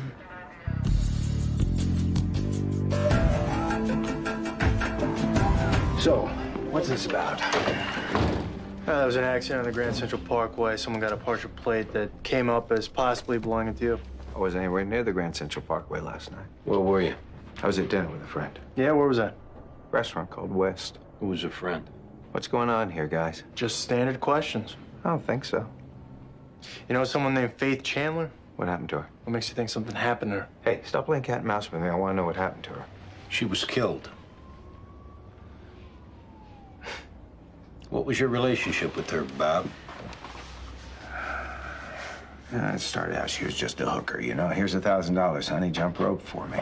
That changed, though. I started to care about her. I started wanting to have her around me. I took her to Paris. I took her to Tokyo. I left my wife. She was still just a hooker, though. Well, you think that put me off her? I liked her being a hooker. You liked it, and you didn't like it. Yeah, maybe the sex got a little rough. Things got out of control. Next thing you know, you got your hands around her throat. I haven't seen this girl. It'll be 2 weeks this Friday. I know this because I have made an effort to not call her, and I've been keeping track of it. Fact is, I could have stopped her from being a hooker. Couldn't stop her from being an alcoholic.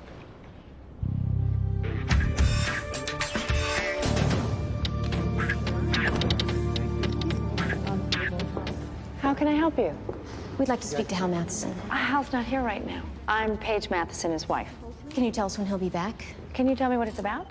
Your husband's name came up during the course of a routine investigation. We just need to ask him a couple questions. Are you and your husband partners? That would be giving myself entirely too much credit. I'm just his office manager. What kind of work does your husband do?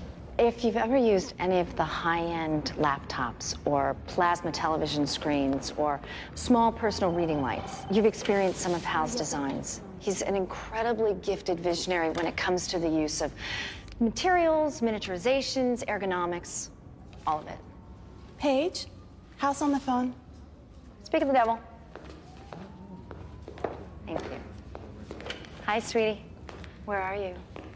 There are 2 detectives here to talk to you. I know it sounds very ominous, but they seem very nice, not to mention pretty. He's just leaving his meeting now. Will you wait for him, or do you want him to meet you someplace? If you could meet us over at the 15th Precinct, that'd be great. 111 East 5th Street. If you could meet them at 111 East 5th Street. Yeah, I want to hear all about it. Bye, sweetie. He can be there in half an hour. Great. No flirting.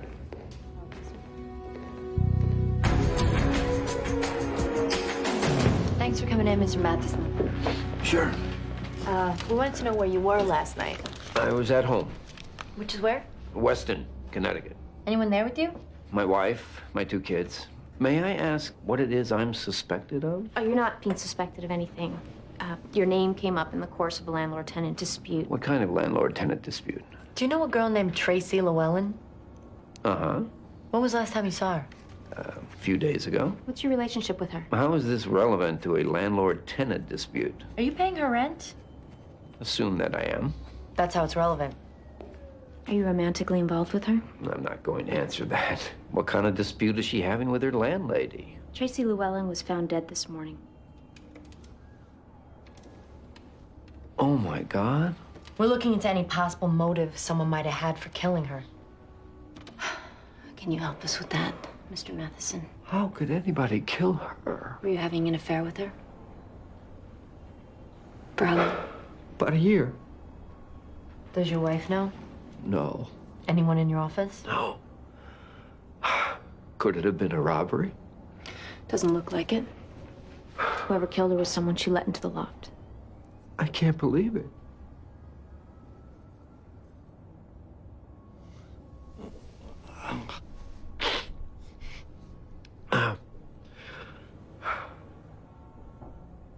Obviously, the important thing is to find out who did this, but is it necessary for my wife to find out about our relationship?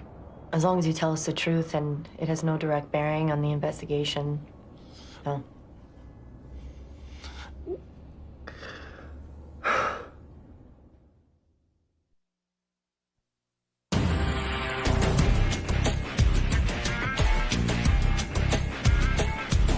Hey, we got a dump on your DOS phone. There's a ton of calls made from a number that trace back to a residence in West Village. Who lives there? Annabelle Matheson. Matheson? Yeah, 561 St. Luke's Place.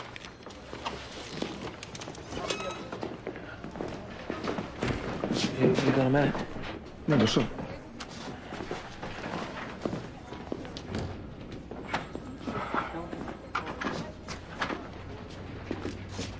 Last week, I went to lunch with Bridget, and I told her I was interested in buying an apartment in Manhattan. She found one she wants to show me. Well, so what's wrong with that? I can't afford an apartment in Manhattan. I can't afford an apartment in Queens. What'd you say it for? I didn't want to seem like a slob to her. I like her. Uh-huh. I mean, I think I really like her. Well, from what I can tell, she really likes you. Yeah, only she's around people with money. People who buy co-ops and buildings with doormen who wear uniforms. She knows that's not you. She went to the trouble to find an apartment for me. She doesn't know it's not me. Greg, I think you should trust in the fact that her interest in you has nothing to do with what you can buy. She likes you. She likes being around you. To a point. But she sees that I was just putting on airs and that I was a complete, not a fraud. I don't think she's gonna like me so much. Right, look at the apartment. Tell her you can't afford it, then take her out to lunch. I can't even afford to do that. Not at the places she's used to eating at. Trust me. If she likes you, she likes you.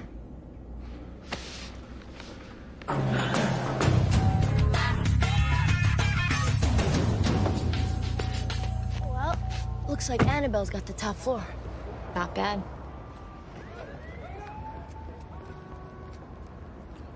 Bad boy, Hal. Not your typical bad boy, though.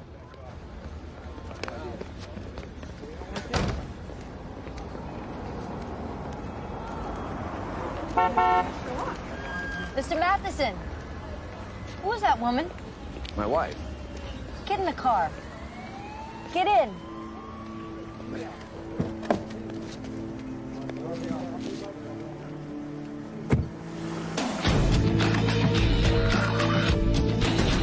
See, Hal, the thing about being untruthful about one thing is that it makes us think you're being untruthful about more than one thing. I wasn't being untruthful. I wasn't telling you my whole life story, but I wasn't being untruthful. Who are those kids? My son Ethan, my daughter Miranda. And your wife, Annabelle, is their mother. Yes, What about the woman we spoke to at your office? that's my other wife, Paige. Any kids with her? 3 daughters. Wow. You're quite an operator. I never thought of myself as an operator. With 2 wives and 2 separate families, you go out and get yourself a girlfriend and you don't think you're an operator? Annabelle was working for a client. We spent time together over the course of the project. Our relationship became sexual. There were children. I felt that I had to provide a stable home, so I married her. Then Tracy came along. Tracy was an intern one summer. She was a student at RISD. I told her when she graduated to get in touch. 3 years later, there she was. Wonderful draftsman. Talented girl. Talented. We started spending time together. That also turned sexual. Might have been one too many, Hal. You make time for things that are important. Yeah. 2 wives and a girlfriend? How does that work? I leave work with Paige. We drive to our home in Connecticut. Our one daughter's away at college, but we have dinner with the other 2. I go to bed around 9:30, wake up at 1, go into the city. Paige assumes that I'm going to work. Annabelle assumes that I'm coming home from work. I get into bed with her, wake up at 8, have breakfast with the kids, then I go to the office. Where does that leave Tracy? Lunches. We're gonna need you to stick around a while, Hal. Why? Because this is a homicide investigation and we need you to. You're also looking at being charged with bigamy. Annabelle and I aren't legally married. It was important to her that we be married, so we had a ceremony, but the guy who performed it was only pretending to be a minister. Under the circumstances, it was the best I could do. So you're legally married to Paige. Annabelle thinks you're legally married to her. Between the two of them, you have 5 kids, and you're cheating on both of them with Tracy. I know. It sounds complicated. A little. Yeah. What does this guy have? Some voodoo sexual technique makes all these women fall for him? I don't know what he's got. Hey, it's a crime scene call. They got tied up in a homicide in the 2-5. They won't be able to get to us before late afternoon. Let's go back there ourselves. Yeah. Will you let the boss know? Sure. Thanks. Who do I talk to about Faith Chandler? I'm Sipowicz. What can I do for you? There's something of Faith's I think you might want to take a look at. All right, come on back here.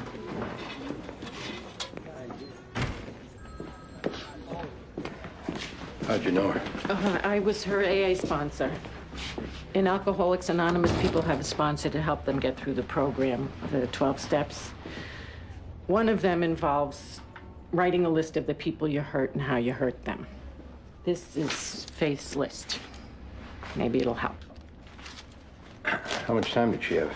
She got her 30-day chip on Sunday. Any boyfriends that we should know about? It's a long time since she had a boyfriend, but she did start seeing a guy she met at the meeting, although she promised me she would break it off. Who's the guy? I don't feel I have the right to violate anyone's anonymity. All right, listen to me. I have 8 years. I take anonymity very seriously. But this is a homicide investigation, and anyone this girl was involved with, we're going to find out who they are, and we're going to talk to them. There's a 5 o'clock meeting where I see him. 2nd floor, McBurney Y. Has she been drinking? What difference does it make? If she started drinking or using, it would have made her vulnerable to a lot of things. Yeah, there are some indications that she'd been drinking. There was also a money order made out to pay for a parking ticket. Yeah. I told her she should pay her debts. She was trying. When I first came in, I was living in my car. There was a warrant out for my arrest. All I wanted to do was close my eyes and die in my sleep. Now I got 18 years of sobriety. A husband, a kid, an apartment, a job. We both have a lot to be grateful for. The ones who don't make it, they break your heart.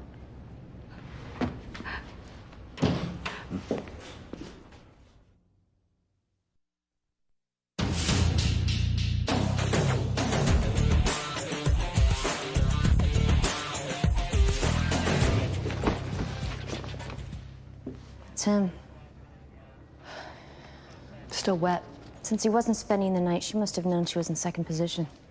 Not to mention 3rd. Still wasn't calling it quits. Call it quits. She was painting pictures of him. Maybe it was easier to kill her than blow her off. There's a message. This is Dr. Mara's office confirming your appointment for an ultrasound Monday, December 13th at 10 a.m. If there's any problem keeping this appointment, give us a call at 555-0199. Thank you. If it's an OBGYN, we ought to pay him a visit.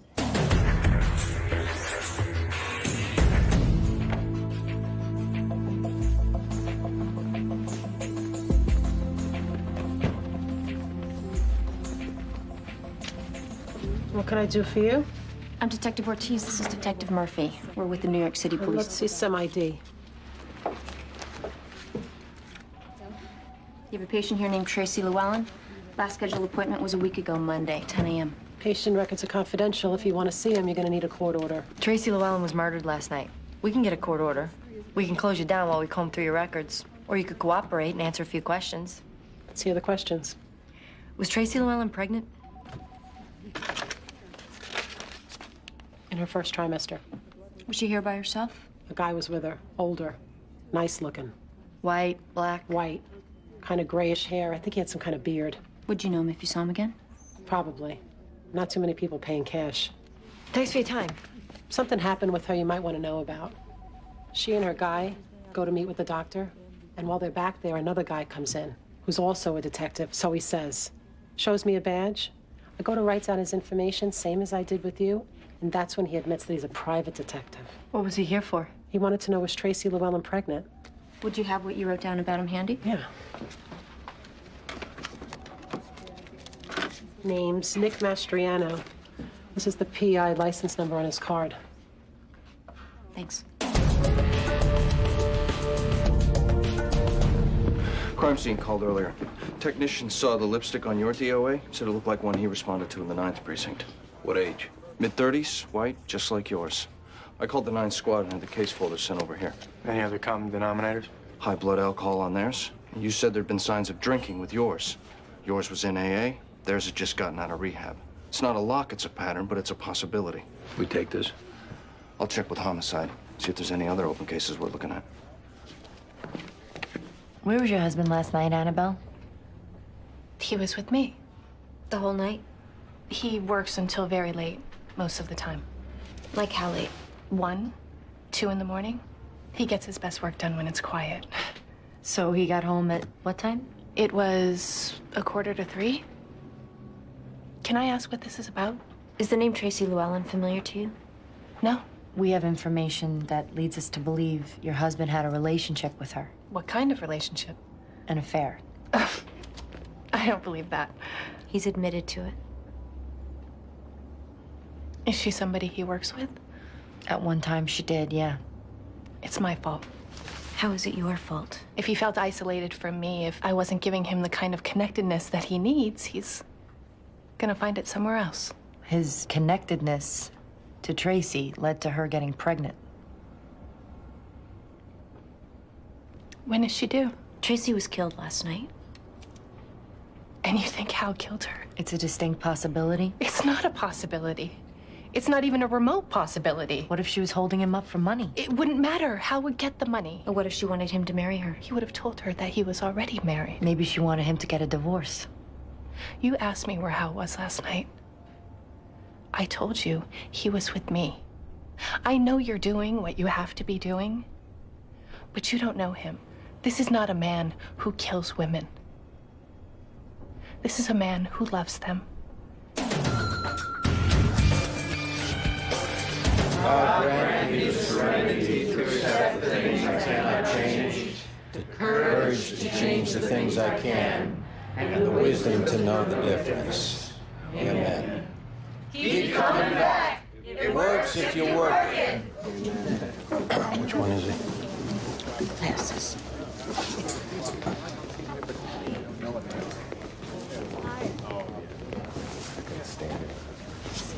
Okay. Hey. Paul, is it? Yeah. What's your name? I'm Andy. Hey, Andy. It's your first time at this meeting? Yeah, it is, actually. You know a girl named Faith from this meeting? Faith C. Yeah, Faith C. When's the last time you saw her? I don't know, a few days ago, maybe? I heard you might have been dating her, is why I'm asking. Something of a 13th step, if you know what I mean. That's a little personal, Andy. Were you seeing her? I don't think I want to continue this conversation. Where were you last night? What is this? Faith C was in an accident last night, Paul. I'm looking to see who might know something about that. I went to a 6 o'clock meeting on East 55th Street, and then I went to dinner with a bunch of us from the meeting, and then I went back to my apartment. I'll need names and numbers. You act like you're one of us to gather information? Yeah, I act like I'm one of you. These rooms are supposed to be safe places for people. Listen to me, asshole. These rooms saved my life. I am one of you. I take it personally when someone comes in looking to cut the weak ones from the herd because it's easy to score that way. Am I getting warm at all? Any idea why I might be talking to you, Paul?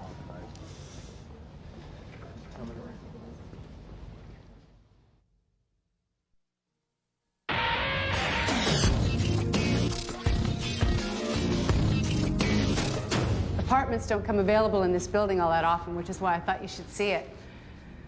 It's nice. It's a great location. You're within walking distance of Union Square, the Village. You could walk to work. After all these years on a Long Island Expressway, I can't even imagine that. Imagine it. The bathroom looks like they redid it. They did. All new fixtures. That's a gas stove, right? It's a gas stove with a matching stainless refrigerator. The cellar has... I'm sorry, let's stop. I can't afford this place. I'm walking around here, letting you do all this work, wasting your time, and for what? I can't afford it. It's okay. I can't afford to rent it. I can't afford to buy it. They shouldn't have let me on the elevator. Greg, it's okay. You know, I know you're going to tell me that it doesn't matter because that's a polite thing to say. But it weighs on me that I keep coming up short when it comes to finances. Well, have you tried to do anything about that? I took a job as a bouncer in a bar, which you're not allowed to do if you're a cop. My boss found out. It ended up costing me money. Maybe you should think about selling real estate. Me? Why? Because you'd be good at it. You're crazy. In my job, you have to get people to trust you. You have to empathize with them. You have to make them feel like you're listening to them. Anything like your job? Yeah, when you put it like that. Maybe you should try it. How would I do that? I'm meeting a couple tonight to try to close a sale. Meet me there. We'll pretend we're a team and see how you do. You serious? Yes, I am.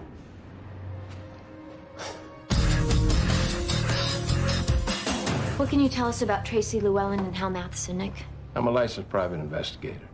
Absent a subpoena, I'm not at liberty to reveal confidential information. You interested in keeping that license? Don't try to intimidate me. Impersonating a police officer is enough to have the state licensing authority pull it. Who said I was impersonating a police officer? Rest assured, someone did. And if we ask them to, they'll swear out an affidavit to that effect.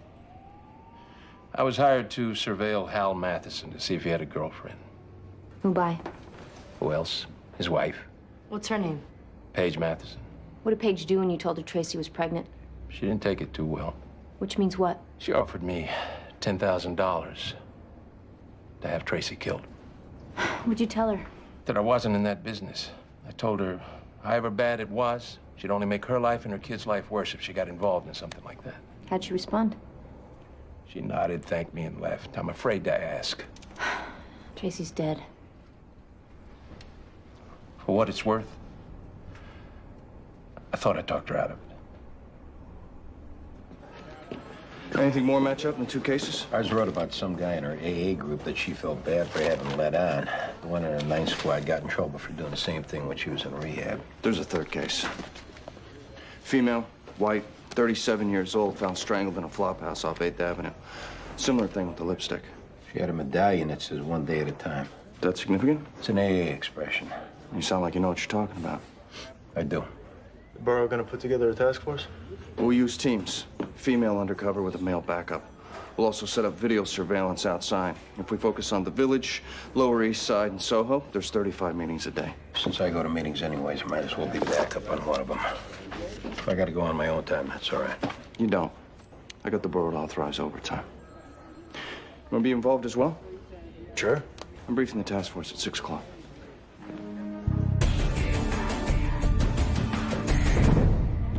You're back.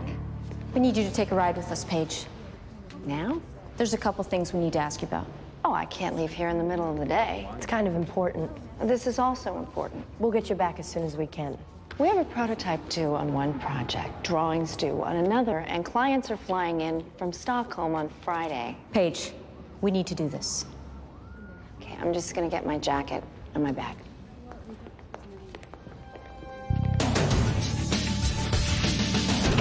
Take us through what you did last night. Hal and I left the city together. We picked up his car at the train station in Westport. We drove home, had dinner with our daughters, and that's it. What about after dinner? Our daughters went out, which allowed us to be intimate since we've never subscribed to having a locked bedroom door. Hal got up at his usual time and left for the city. What's his usual time? 1 a.m. He does his best work when it's quiet. What time do you get up? 7. I got the girls off to school, and then I drove into the city and went to work. Do you know a girl named Tracy Llewellyn? Sure. She was an intern who worked for us. Do you ever think your husband was having an affair with her? Why are you asking me that? You hired a private detective named Nick Mastriano. Yes, I did. What did he tell you? That Hal had taken Tracy to see a doctor. What kind of doctor? An obstetrician. And what did that tell you? That she was pregnant. That Hal had gotten her pregnant. Not necessarily. Tracy could have asked Hal to take her to the doctor simply because that's who Hal is. Paige, We've spoken to Nick Mastriano. And what did he tell you? That you offered him $10,000 to have Tracy killed. And he took that seriously? I think he did. All that was me being funny. A feeble attempt, maybe, but that's all it was. You knew your husband was having an affair, Paige. Yes, I did. Must have hurt. Every night after he'd leave for the city, I'd cry myself back to sleep. Did you ever confront him? It was me who caused it to happen. Why should I confront him? How did you cause it to happen? I got my priorities mixed up. I was so wrapped up in the business that I forgot about being a wife. I forgot that at home, he didn't need an efficient manager. At home, he needed the allure of a woman. The softness, the pliancy. That's what he wasn't getting. Did you blame Tracy at all? Tracy was around Hal, and she responded to him the way that any woman would. She was around the two of us. She saw the way that he looked at me. She sensed the passion that we had for each other. We didn't leave it in the bedroom when we went to work.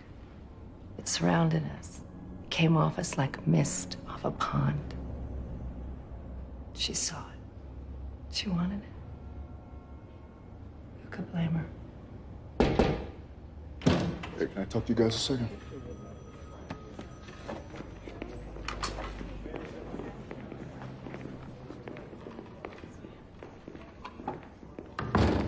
Hey, we got the Easy Pass records on his wife's car. And? She went over to Triborough Bridge into the city at 3:15 in the morning.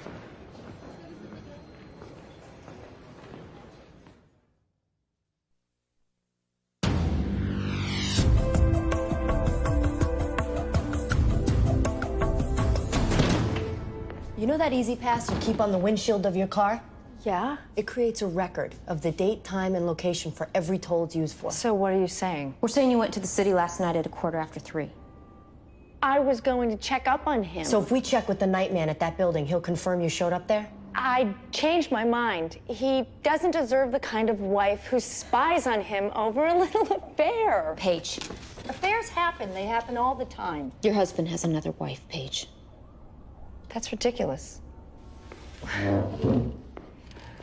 He has a wife named Annabelle, who he has 2 children with. When he leaves you in Connecticut at 1 o'clock in the morning, he goes to her. I'm aware of the fact that you use deception to get people to tell you things. We saw him with them. We questioned him. He admitted it. I must look pretty pathetic right about now. You look like a woman who's been deceived. Tell us what happened when you went to see Tracy. I thought I could convince her not to have the child. She was young. She would have other opportunities with other men. She could have a child with a father who was available, who wasn't taken. But she didn't want that. She wanted this child. She wanted Hal. Was there a struggle? No.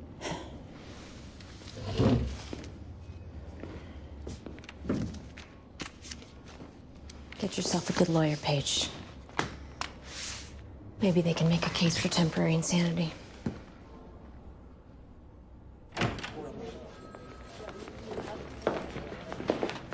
When could I see my husband? Is Hal your husband? Yes, he is. Easy.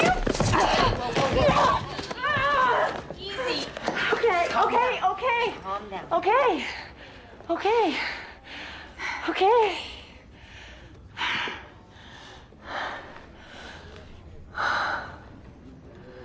Could you lock me up now, please?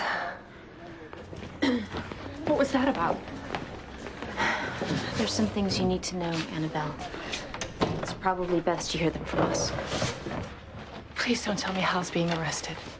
Hal's not being arrested. He's being released. Oh, thank God. Hal has another wife, Annabelle. Another wife and 3 other children. This is in addition to Tracy? Yeah. His other wife is the woman who just went after you outside. She killed Tracy. What's gonna happen to the 3 children? They're gonna be without their mother. You should also know that you're not legally married. Of course we are. We had a wedding. Hal fooled you. The ceremony was a sham.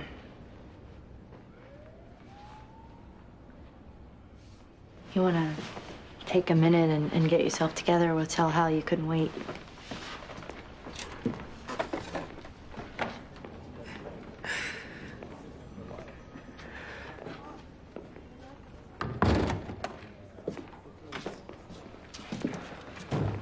We found out who murdered Tracy? Yeah, Hal. We found out that Paige killed her. Just keeps getting worse. Kind of a volatile mix. A pregnant girlfriend and 2 devoted wives. Does Annabelle know? Yeah, she knows. How long do you think you could keep all this going? They were all so happy. I just never wanted it to end. It's ended now. Is Annabelle here? She had to leave, Hal. She had to get back to your kids.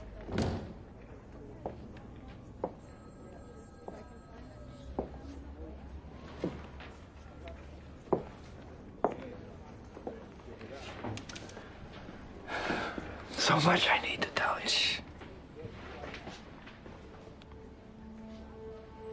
It's all right.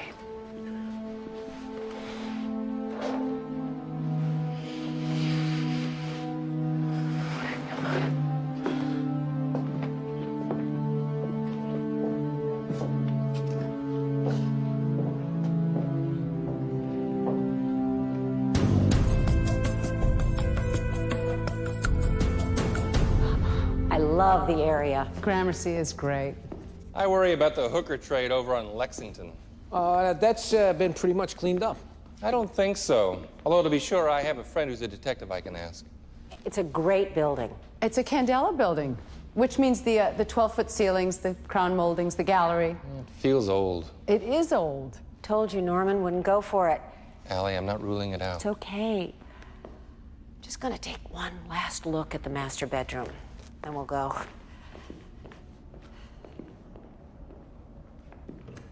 Now I'm the bad guy, right? Mr. Reese, yeah, I've only just met you, so I won't presume to tell you what you should do here, but one thing I've found in my life is that vis-a-vis the person I live with, if they're not happy, I'm not happy. Well, that does go both ways. Well, when it comes to things like where you live and what the place looks like, my experience is that making a woman happy, when I've been able to do that, that's something I've never regretted. Let's go.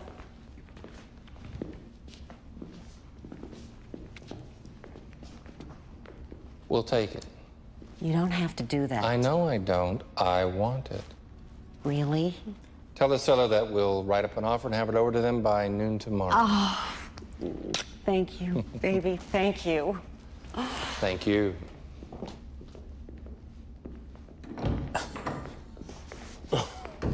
You just made yourself in the neighborhood of $17,000. Get out of here. 2.5% of the sale price, less overhead, split 50-50. Nah, I'm not gonna take money out of your pocket just because I happen to show up. You closed the deal. It was your deal. Hey, you're taking that money. No, I'm not. Now, this was fun, but it was a fluke. I mean, if I started doing this for real, it'd be different. What about doing it for real? I don't know, Bridget. All right, maybe we should just have a drink and talk about that. Yeah. Meantime, see if you can't close another deal.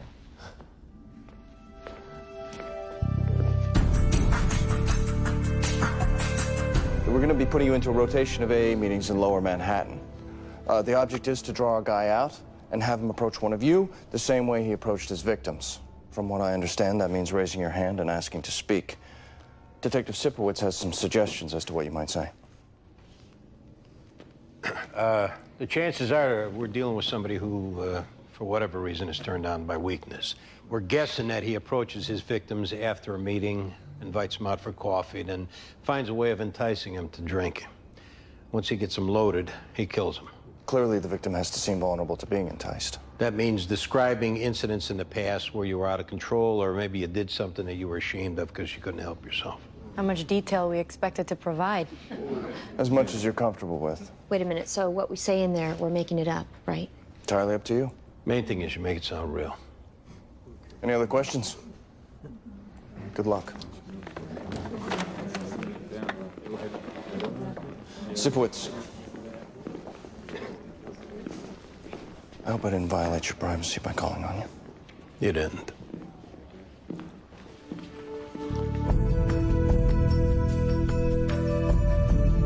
Anybody else in the green? Hi, I'm Laura. I'm an alcoholic. Hi, Laura. Glad to be here tonight. I've been having a pretty tough time of it. I know there's a million reasons why, as bad as I feel now, drinking or using is only going to make it worse. I know that in my head, but I don't know it in my heart. All I know is in my heart, I'm hurting. There's a guy I fell in love with. Married, 5 kids. He loved his wife, he loved his kids, and I got him to do what I wanted him to do. I got him to be with me. And now I'm by myself, and I'm ashamed of myself, and I'm thinking, who cares if Laura has 30 days? Who cares what Laura has? There's this guy who's unavailable to me, and it dredged up all the feelings of rejection that I've lived with my whole life. The father who leaves his kids. The mother who's there but isn't there. And all I thought was how much I wanted to drink. I'm coming up on 30 days. And I don't know if I'm gonna make it. If the world looked scary when I was drinking, it looks 1,000 times scarier now. It might be too scary for me to keep going like this. I mean, not everybody gets sober, right? Not everybody makes it. The way I've been thinking the last few days. To a rotation of AA meetings in Lower Manhattan. The object is to draw a guy out and have him approach one of you the same way he approached his victims. We're dealing with somebody who is turned on by weakness. He approaches his victims after a meeting and finds a way of enticing them to drink. Once he gets them loaded, he kills them.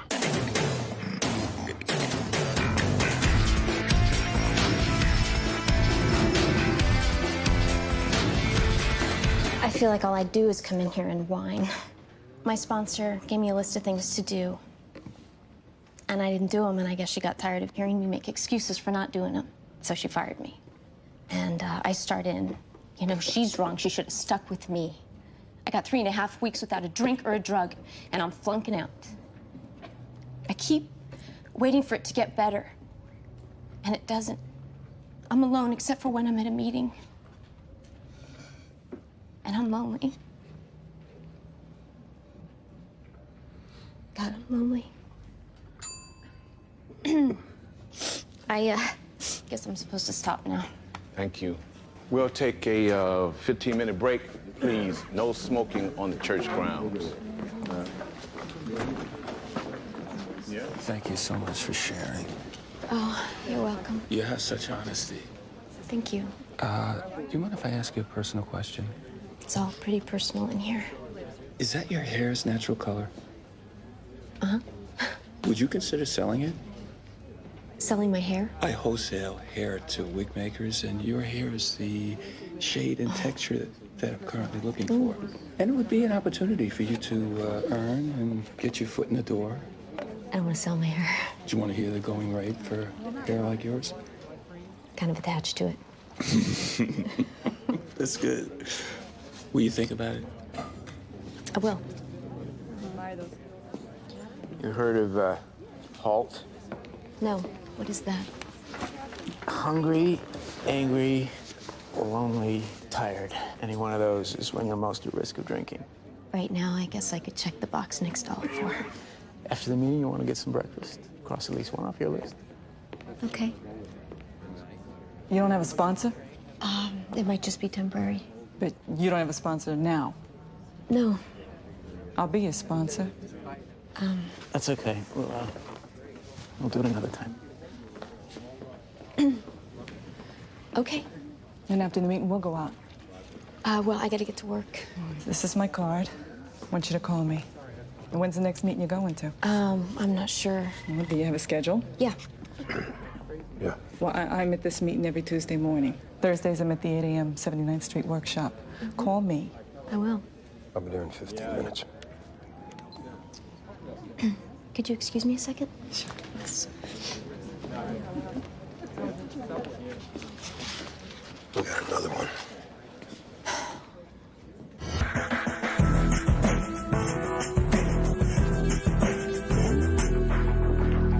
Morning. Morning. Name's Maya Heath. Strangled? Yeah, with lipstick smudge. Who called it in? His sister. She called, got no answer, decided to come by. Where's his sister now? In the other room.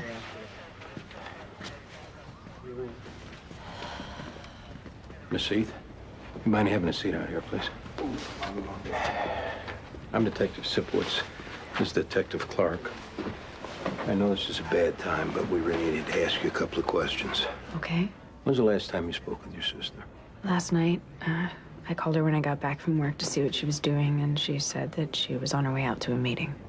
Do you know what time it was you were speaking to her? 6:30, 6:45. So she was on her way. That'd be what, a 7 o'clock meeting? I don't know. Did she tell you where the meeting was? Yeah, she said it was in a school. Your sister ever talk to you about people she met at those meetings? She said she met some nice people. She said she met some weird people. She didn't go into specifics. How long had she been going to meetings? 3 weeks, something like that. I know it was less than a month because a month ago she had gone to Atlanta on business and wound up getting fired. For drinking? Yeah, drinking, missing appointments, just generally making a mess of things. You know if your sister kept a diary of some kind? I know she used to. Do you know where we might be able to find it? It was in her computer. It's under Martha. That was our dog when we were little. Thank you very much for your help. When we know something, we'll get in touch with you. When she got back from Atlanta, I told her that she was a candidate to wind up homeless if she didn't do something about her drinking. It hurt her that I would say that. It hurt her that I was mad at her. She couldn't stand that. She started going to meetings and she wound up dead. You can't blame yourself for that. I can't, huh?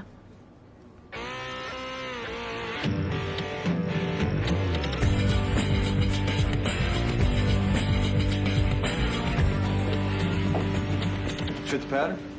Like a glove. We have any idea which meeting she was at? We know roughly what time it was and that it was at a school. Hopefully that narrows it down. Signs you got her to drink?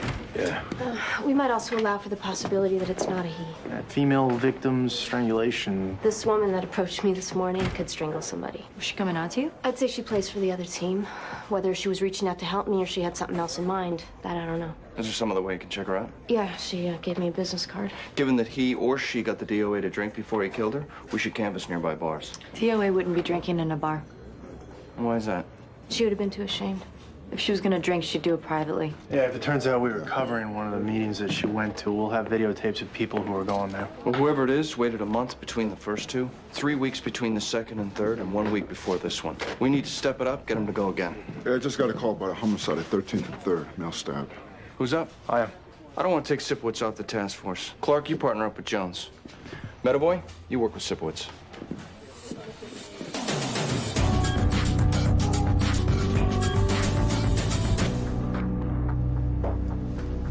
Looks like a burglary gone bad. Guy busted in the window, surprised the DOA, and it's stab, steal, hasta la vista. Well, he's got the whole thing figured out. They're just trying to tell you what I say. Yeah, maybe we'll take a look too, just for the heck of it. Get a name of the DOA? Steve McClintock. You're kidding. That's what the neighbor says. Matches the name in the mailbox. Well, who called it in? Downstairs neighbor. She heard the fight, didn't see anything. Said it happened a little before 8 this morning. I'll be damned. McClintock, he was involved in that adoption scam, right? Yeah, he killed one of the pregnant girls. we got him, but the case was thrown out. There's some money here. Whatever they were after wasn't cash. Hey, we got something here. Down there.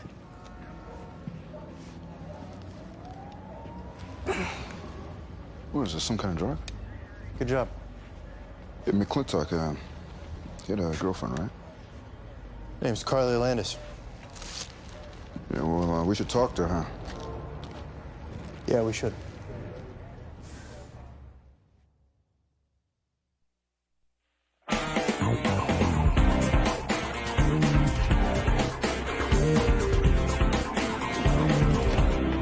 see Carly.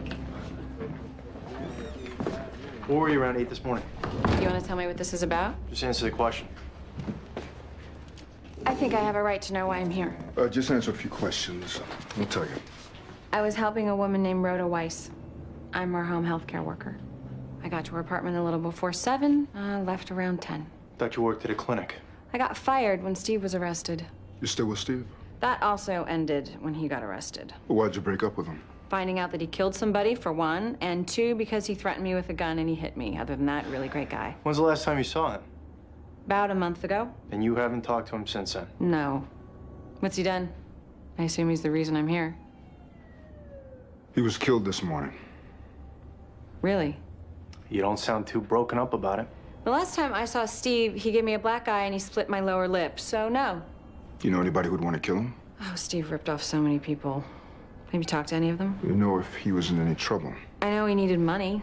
He couldn't find a job after the arrest. You know, he used to tell me that he paid his way through college dealing pharmaceuticals. Maybe he started that up again.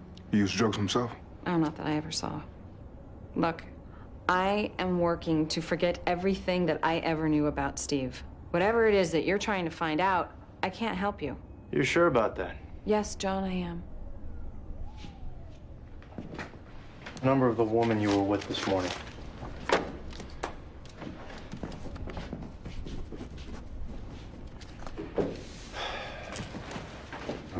Can I speak to you for a second in private?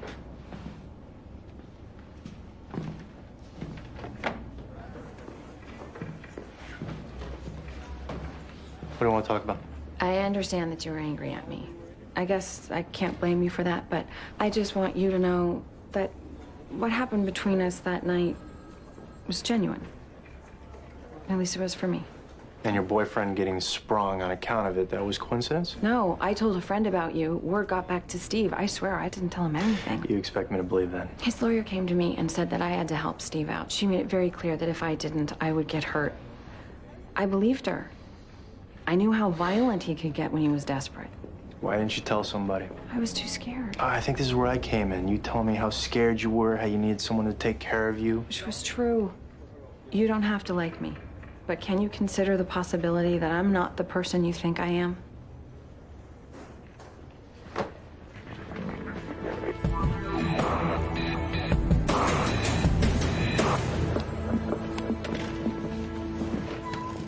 I just got the lab report on that stuff you found in Steve McClintock's apartment.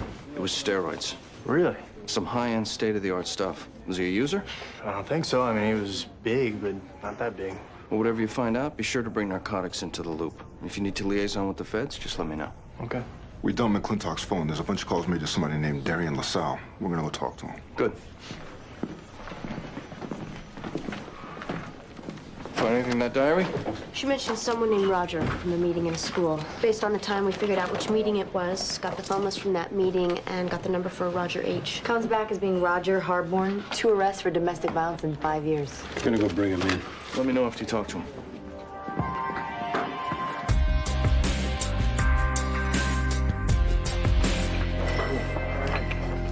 Darian LaSalle? Yeah, that's right. Give us a minute. Sure, man. We talk to you? Sure, what about? Detective Jones and Clark, we're investigating an incident that occurred this morning. Where were you around 8 o'clock? This morning? Right here. I handle all the personal training clients between 6 a.m. and noon. You know, well, the guy at the front desk tells us you're a competitive bodybuilder. Is that right? Yeah, I've been on the circuit about 3 years now. You know Steve McClintock? Huh. Afraid not. No idea who he is. Huh. Funny. Because you talked to him on the phone for 5 minutes yesterday. Oh, Steve. Right. You know, it's funny. You know, in my head, I thought you were talking about somebody else. Yeah, I talked to Steve. What did you talk about? You know, hello. How you doing? What's up? And that was it? Yeah, pretty much. You ever use steroids, Darian? No, man. No, I work clean. I got the test results to prove it. So you weren't talking to Steve McClintock about steroids? Shh, no. I stay away from that stuff. Darian, Steve was killed this morning. This is a homicide investigation, so I want you to take a moment and think before you lie again. Look, I wasn't lying to you guys. Then you coming in. Hey, wait, look, guys. All right, look, man. I got the semis this weekend for the Mr. Natural Pro Power Physique Olympiad. I mean, dude, if word of this gets out, they're gonna disqualify me. I won't be able to compete. what you need to focus on now is prison, because you are this close to going inside. Okay. Word was out on the street that Steve was selling the clear. So I called him up. What's the clear? Yeah, it promotes muscle growth, improves recovery, doesn't show up on the tests. What did he say to you? He said he got a big shipment in. We were gonna get together in a few days. That was it? Yeah, that was it. But I swear to you, I don't know anything about him getting killed. You know anyone else who was buying from him? Well, no, not personally, but you go into any gym, you might find somebody. But listen, guys, man, I mean, is there any way you could keep me out of this? This is my career we're talking about here. Yeah, you know the stuff you take in is gonna shrink your balls, give you tits, and probably destroy your liver. Your point being?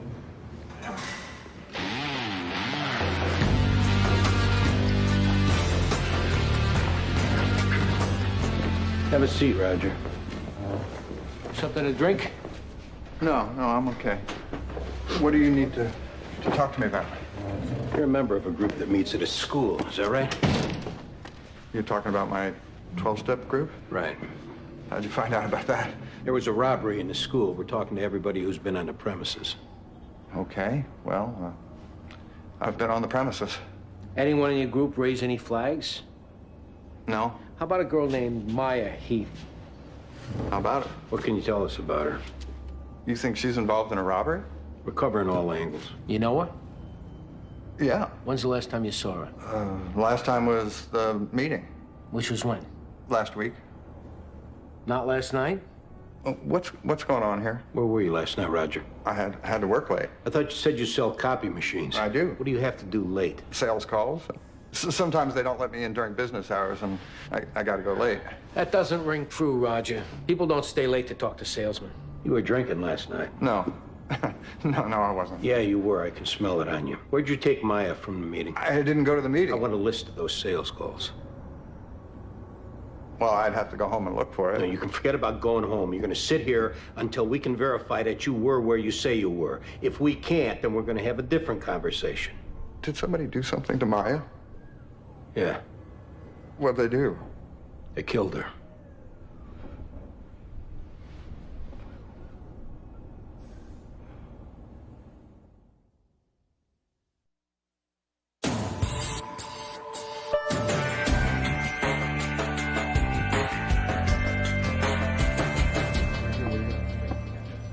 Hey, stranger.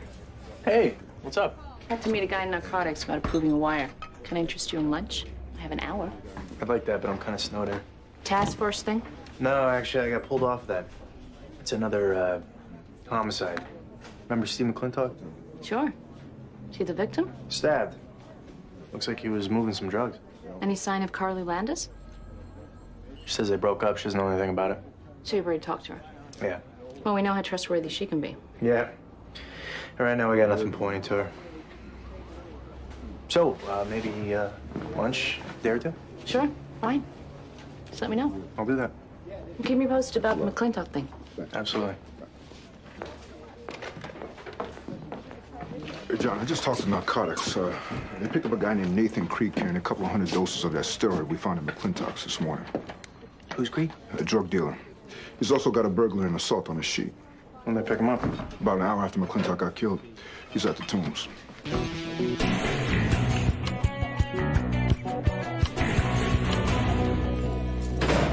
Where'd you get the steroids, Nathan? Don't know what you're talking about. A couple hundred glass vials that were in the trunk of your car. Don't know anything about that. We found fingerprints on them that belonged to a Steve McClintock. He was stabbed this morning. Is any of this starting to ring a bell to you? Yeah. Must have been the guy who killed him and put that dope in my car. Nathan, I don't think you appreciate how thoroughly screwed you are. We're gonna find your prints in McClintock's apartment. We're gonna find his blood on your clothes, and we're gonna find the knife you killed him with if we gotta go through every garbage can south of 42nd Street. Now, the game's over. Do yourself a favor and tell us what happened. This is a felony murder. That buys you the death penalty. Unless there were circumstances that you want to explain. Would circumstances include someone else coming up with the idea of me going in? Maybe. Who? This chick. She told me this McClintock guy had the shipment of steroids in his apartment, right? I was just gonna go in and grab them. She was gonna sell them. We were gonna split the take, right? Simple. Except she also said that this guy was gonna be out of his apartment all morning, which he wasn't. This chick got a name? Carly Landis. She put you up to this? Laid out the whole thing. How do you know her? She worked at a free clinic down on Rivington I used to go to. We've stayed in touch. Did she say why she wanted to rip this McClintock guy off? No, only that it would be easy and the money would be good. She didn't say more than that? That was enough for me, you know. So you went into the apartment, found McClintock there, and you stabbed him, right? Found?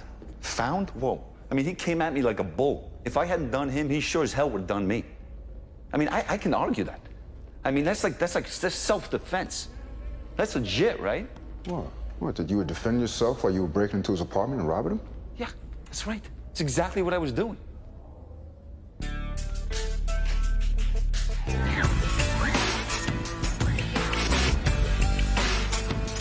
He's lying. Oh, come on, Carly. Yes, I know Nathan Creek from the Rivington Clinic. He came in a couple of times. No, we did not keep in touch. He basically stalked me. It was so bad that I nearly had to get a restraining order. The guy is a violent psychotic. It sounds exactly like what you were looking for. I wasn't looking for anything. And I haven't seen or talked to Nathan Creek in 6 months, thank God. That's a pretty big coincidence, don't you think? Creek just happens to bust into your ex-boyfriend's apartment. Steve knew a lot of bad people. For all I know, he and Nathan were working together. Well, why did Creek say this is your idea? Maybe because he's up for murder and he'd say anything to pass the blame? So you didn't want the steroids. You sent Creek to the apartment because you wanted Steve dead. No, I didn't. Why? Because he dumped you? No, and I told you I left him. Creek's lying, and I'm sure that it is not the first time. If he's telling the truth, we're gonna find out. So it's better if you tell us now. There is nothing to tell. You aren't gonna find anything. Do you have anything on her besides Creek's statement? No. She have an alibi? Yeah, solid. The woman she was with confirmed it. There's nothing I can do. Oh, I just want to hold her for a few days while we do some digging. If I try and indict her without corroboration, my boss will laugh me out of the office. Nathan Creek is a convicted drug dealer and a repeat felon. Carly Landis is a nurse. Who do you think wins that credibility contest? We'll keep looking. Do that. And get me something solid before you call me down here again, okay?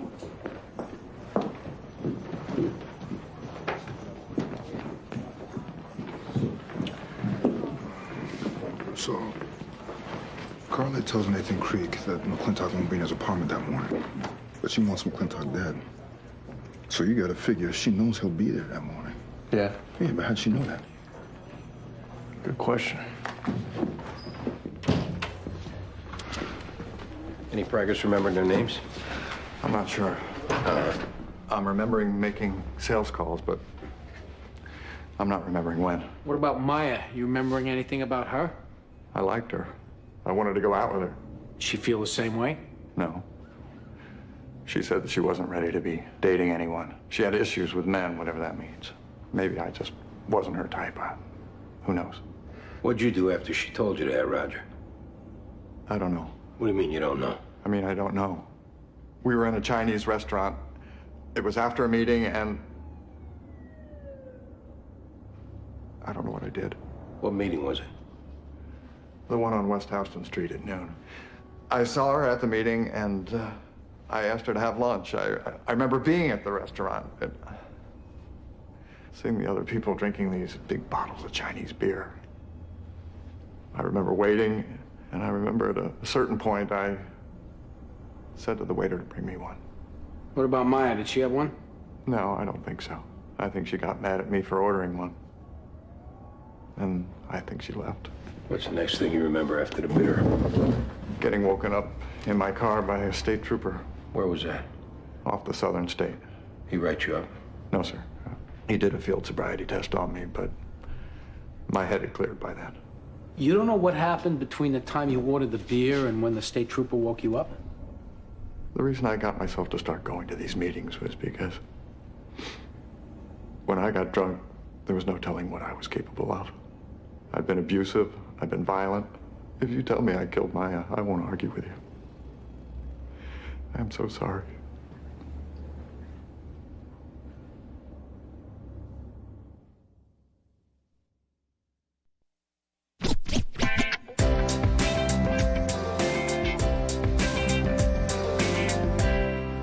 This was just sent over for you. I think it's from Bridget. Oh, man, she's sending you presents now? My man. What's the note say, Greggy? To celebrate and so you don't catch cold. Oh, that's nice. Yeah, I helped to close the sale, so that's why. It's not why. She likes you. Where are we with the McClintock homicide? It looks like this Carly Landis set it up. She sent this guy Creek to the apartment allegedly to steal drugs, knowing that this McClintock would be there. Unfortunately, we can't prove that. So what are you doing?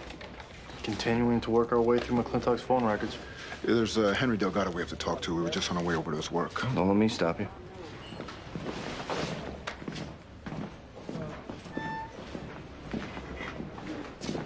Where do we stand? The state police confirmed that the stop was made around 6 this morning, and the Chinese restaurant confirms that he was in there yesterday afternoon and he was drinking. Was a girl in there with him? The waiter says that she walked out on him. Which is what he said. Still leaves open the possibility he went to her apartment.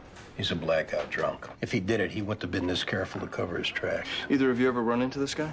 He introduced himself to me before a meeting. I think he was just being friendly, though. Hold him.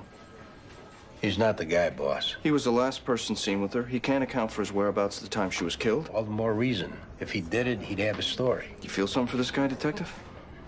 It has nothing to do with it. Until you have a better suspect in hand, I want him held.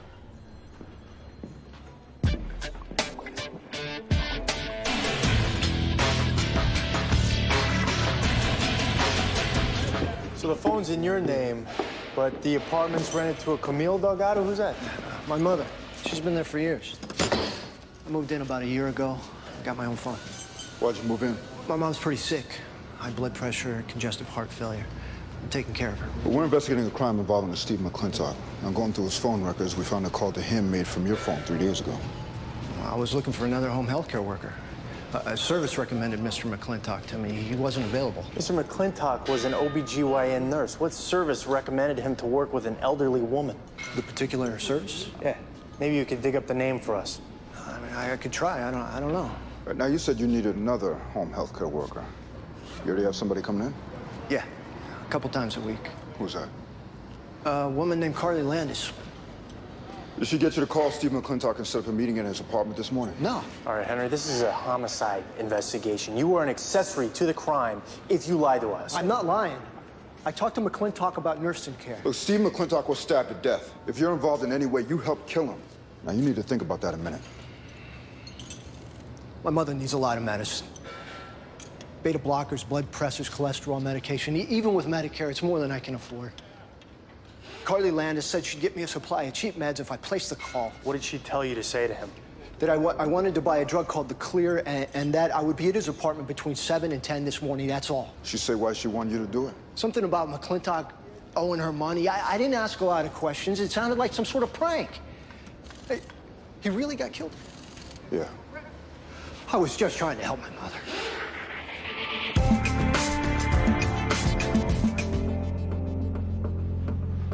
Whoa.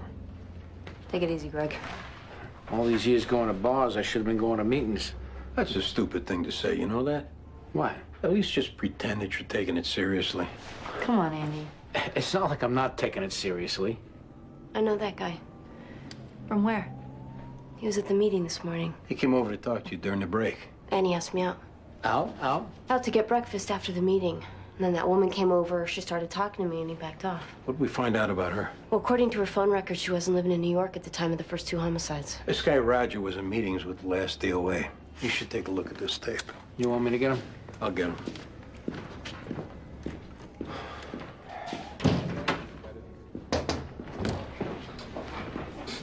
What did you find out?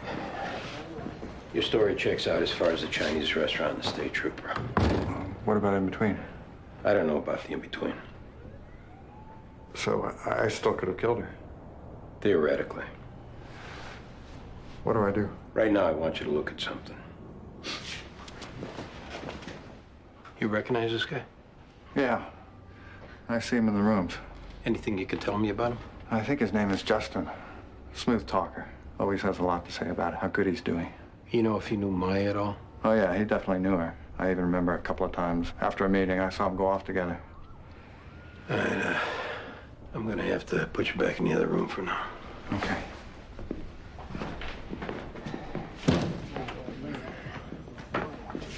Listen, Roger. If it turns out that you didn't kill this girl, you might want to think about getting yourself to a meeting. I know. You want me to go with you, or if you just want to talk to me, give me a call.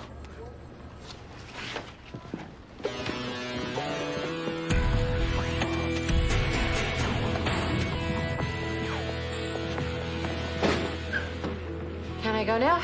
We talked to Henry Delgado. What about him? He told us you set Steve up. He's lying.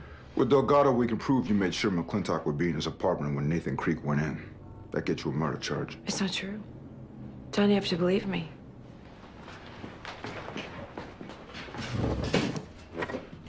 Carly, we talked to the clinic where you worked. They didn't fire you because of Steve's arrest. They said that you were showing up late. No. Behaving erratically. No. They think you have a drug problem. Is that true? It was because of Steve's arrest. They're lying. Can't keep saying that. It's over.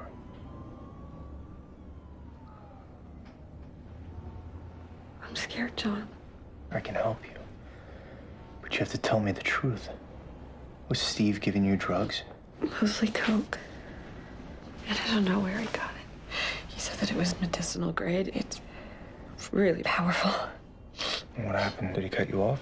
After the trial, he said that we should lay low, stay apart for a while in case the cops were still looking at us. I figured a few weeks was enough.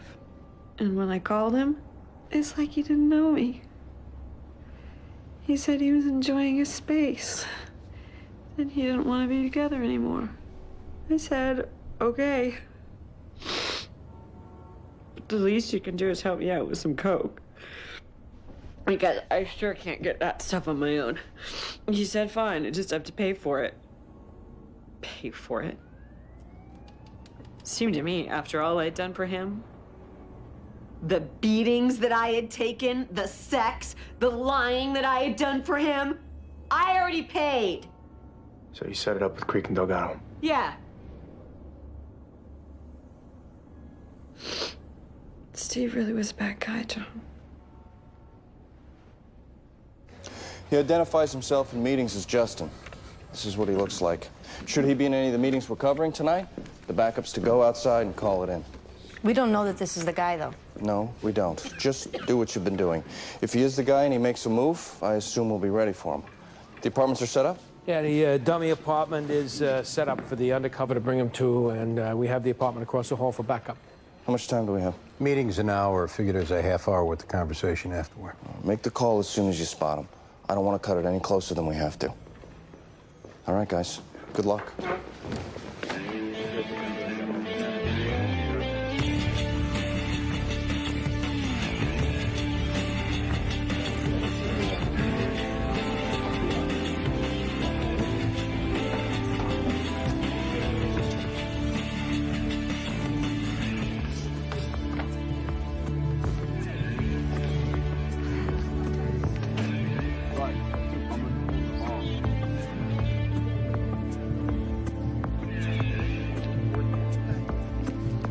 Meeting time.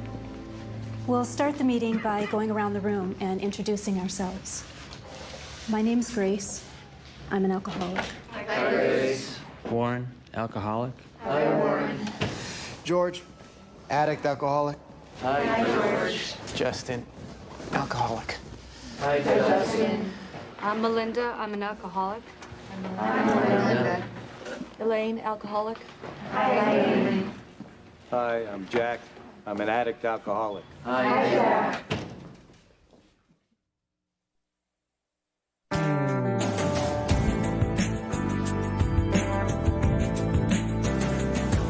I always knew how to get attention from men. If the guy had one shot of tequila, I had 3. If he did 2 lines of coke, I did half a gram. Laura does not party like a chick. She parties like a guy. Laura also sleeps around like a guy. Which is why 5 years ago, Laura had a kid who's now somewhere in the world being raised by somebody else. Today's her birthday. Thanks for letting me share.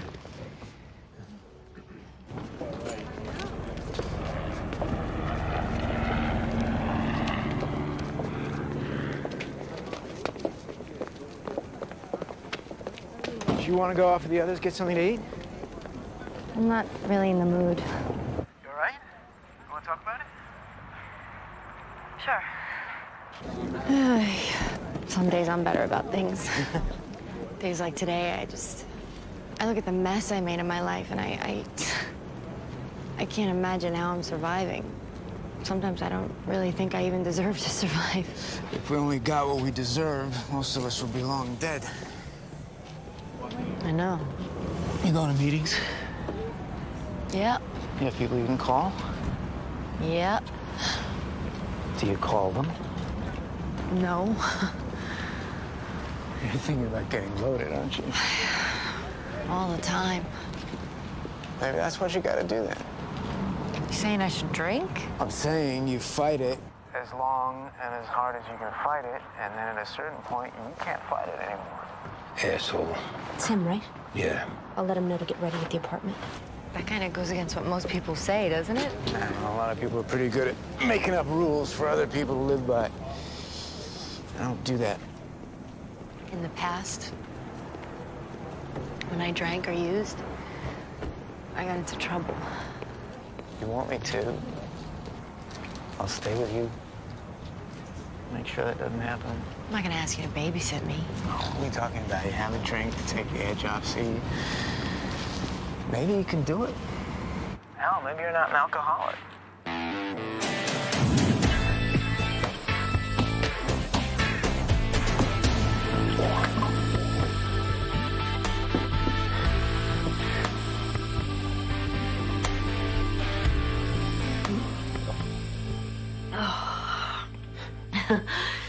Aren't you gonna have one? Sure.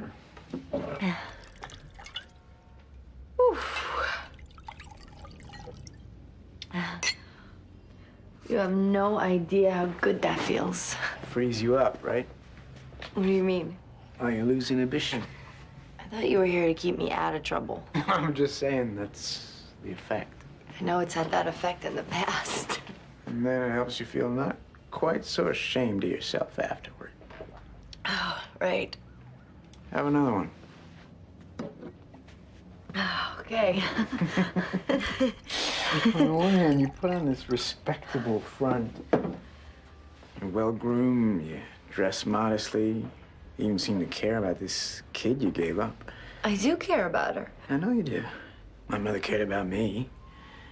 It doesn't stop your true nature from revealing itself. And what is my true nature, according to you? When you get to thinking about the way things feel, about physical pleasure, nothing else matters. Your desire, your lust takes over every other part of your being. Is that what's gonna happen to me now that I'm drinking? The alcohol just greases the skids. This is who you are. Having a kid doesn't change that. I shouldn't. My mother didn't stop being who she was when she had me. She had a life. It's good that you see it that way. Definitely. She'd leave me money to buy myself dinner. And she'd look in on me when she got home. I played this little game where I'd pretend to be asleep and then open my eyes when she'd pass the Scooby-Doo nightlight that was plugging the wall. And see her half naked, lipstick smeared, going back to whoever was waiting for her. She liked to have a good time. Yes, she did. Just like you like to have a good time. That's right. You're not really ever gonna stop drinking. Probably not. Drop another kid along the way. Maybe. I'll see what I saw. Possible. Hear what I heard. What is it you heard, baby? Put your drawers on, Joe. Don't let the boys see you like that. Don't do that to me, Mickey. I don't want to get crazy. Don't let him hear. Well, I don't care if they hear. It's not the end of the world. You let him hear, wouldn't you? Hell yeah. They're in the other room, crying. Pillows over their ears to block out the sound. And you're in here, waiting to get mounted like some sloppy wet skank. How long are you gonna make me wait? You know what, first though? What, honey? First, I'm gonna choke the life out of you like I did to the others. So there'll be one less of you miserable bitches roaming the earth. I'm police officer, you sick asshole! Now stay down! Get out, you stupid! What did I do? Nothing. You didn't do nothing. You okay? Give me your hand. Get up. Get up. All right, come on. Let's go. You all right? You sure? You better drive, though. Do good, Laura. I just wish she hadn't touched me. Yeah, let's go. Easy. I got you.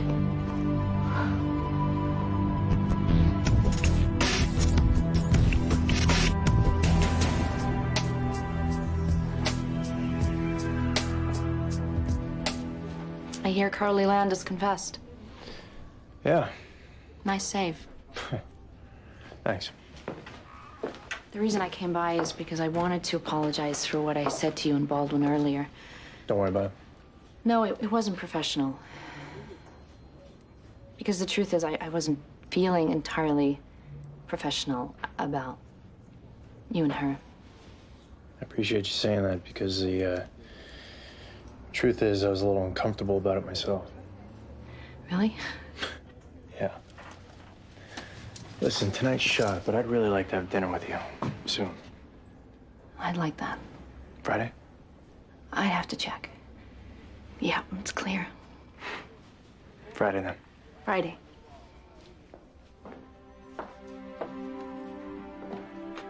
Bye.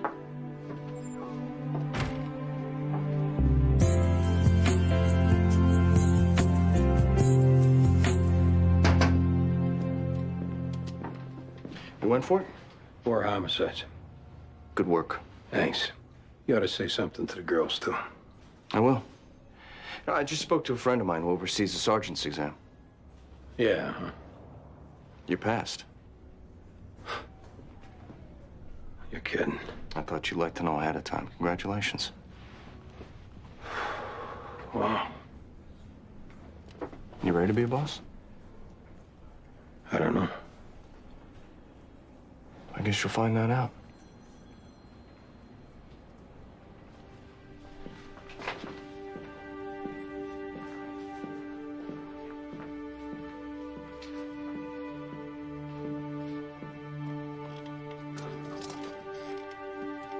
What's up?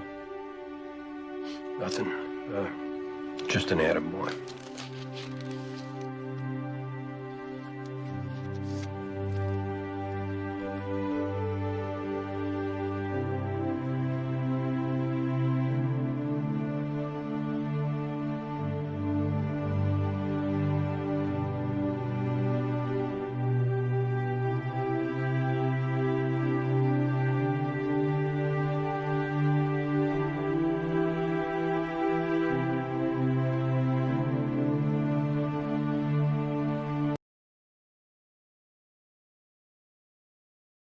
ভালোবাসা সুন্দর, ভালোবাসাও সুন্দর। মানুষ নিজের অজান্তেই ভালোবেসে ফেলে।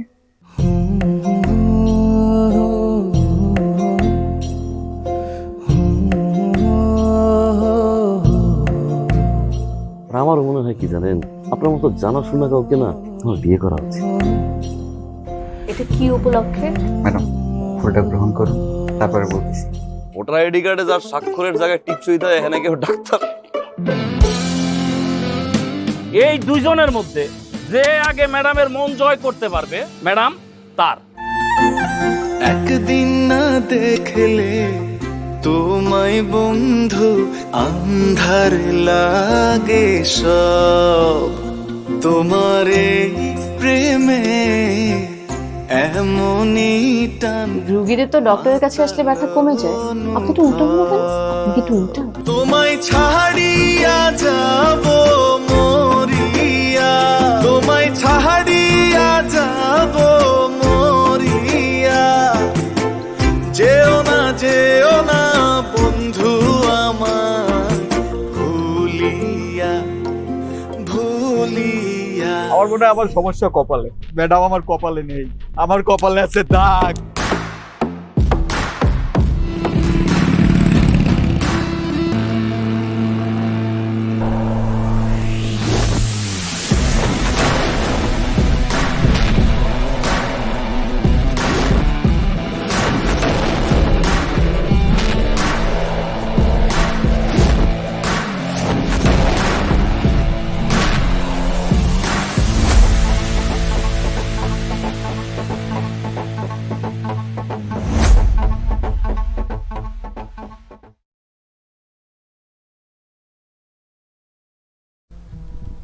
thẳng đi. Perfect ấy. Nó chỉ đùa thôi. Nhưng anh bảo là phải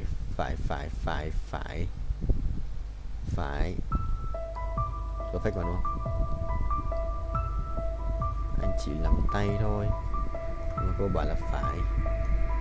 Yes. Perfect. Bình. Vua chỉnh. Vua. Control. I will control this cat. Binh. Chè. Lên.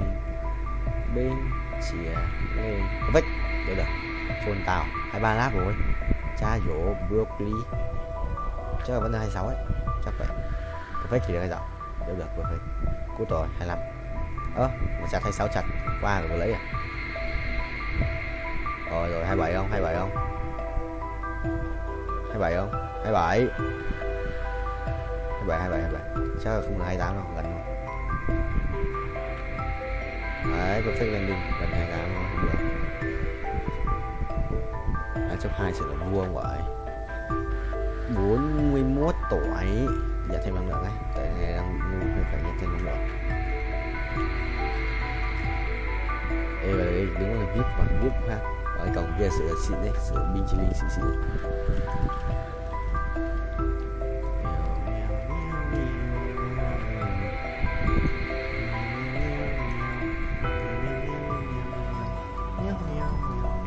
Không được đâu. Chẳng có đồ. Rồi lắc tập máu cho con Tam Kiên. Ok thầy ơi. Xin nghe cho thầy nhé. Ok, 41 tuổi. Năm nữa chưa? 78 á, ít hơn vừa nãy. Bị reset rồi, reset rồi. 79 90. Đấy đủ, thêm á. Một cục kim cương này. 90 giờ. 280 giờ. Đấy đủ, ngay màu vàng đủ. Cút, ngót thầy nhảy.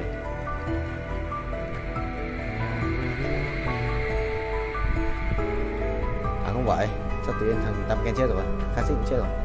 Rồi thằng Xích làm của tao, mày thích thua không? Mày thích thua không? Thằng này thua là chồng nhã. Yes sir. Sẽ ác quỷ Ride a Cat.เราthấy là game giống trên điện thoại. Một chút lỏ đắc làm mau.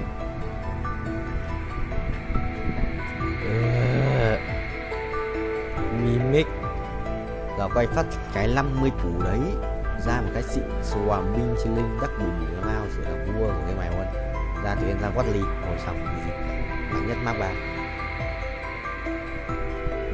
để mà muốn kiếm tỷ tiền để rebirth bằng tiền gốc à, tiền một không phải tiền desert. Binh chi định đéo ngược nữa chỉnh kịp chôn nhau chôn vậy cái gì cơ hay một cái mảnh một cái găng tay đồ cho Sony anh ok không? Rồi kêu chẳng như vậy lại cái giáp máu à, chôn tao hay là cái đai máu à.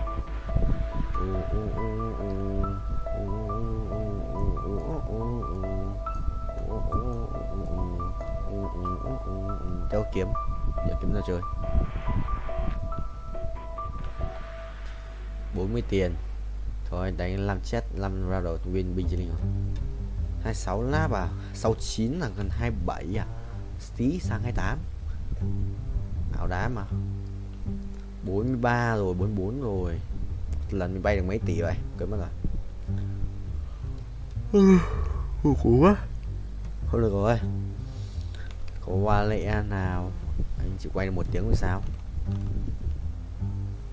chôn không vậy chỉ là chôn Việt Nam binh chỉ linh đắc bù là mau. Ê cái gì gai đen chứ gai đen cuồng đao huyết kiếm thà có cái gỡ đồ không vậy chịu rồi bảo sao vừa thằng vừa mình chết do thằng này thằng gai đen thôi một bộ đi một bộ dễ hiểu gai đen mà lại huyết kiếm mấy cả cuồng đao ở chôn không những người bạn nhỏ. Ôi tử thần ra thôn anh xin cứ bắt thể đánh tử thần thôi chôn nê luôn này 3 tử thần ở làm chi chôn nê đéo có đồ chôn không được cái áo choàng, bóng tối lõi nữa, tăng tốc đánh. Rồi mày xong, mày đi đi. Badeker, meow meow meow go go meow meow go meow. Có nhạc không? Bật nhạc ấy. Buồn ngủ quá, phải bật nhạc không? Nhạc anh Lưu Chỉ, Song Long Obito.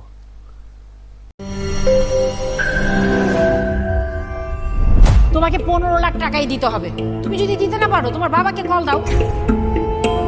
তোমার যত জমি জিরাত বাড়িতে যা যা আছে এগুলো বেচা হইলেও তোমরা আমাদের টাকা পাই করে শোধ করবা।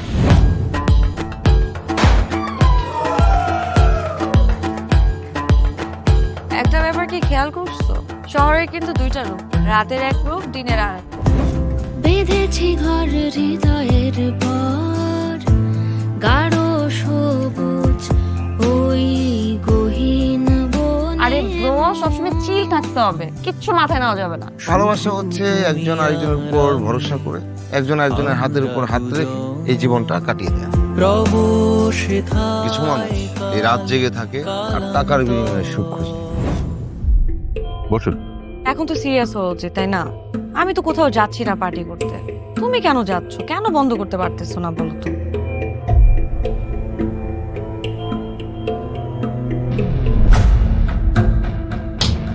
কার যে কোথায় সুখ সেটা তার প্রিয় মানুষটাও কখনো জানতে পারে না। পাশাপাশি তবু যাচ্ছি বিপরীতে, কাছাকাছি তবু যাচ্ছি বহু দূরে। Hi, you look good. Thank you.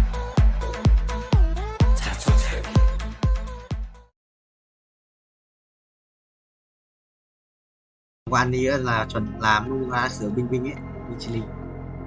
Nếu ăn được này, rất tay, chả non broccoli, chả hỗ trợ trong 3 vòng đấu, có cho chọn không? Đấy. Làm xếp chung à?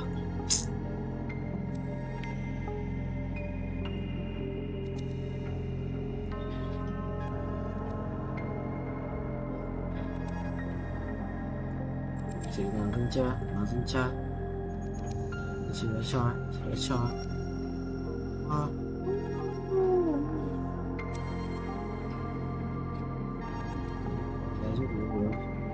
Lắc đầu. Đây. Đây như fan màu mình phải biết. Và biết tôi là tỏ đẹp. Chuẩn, fan thấy chiếm của. Yes. What the hell? Mua hòm này. Sợ.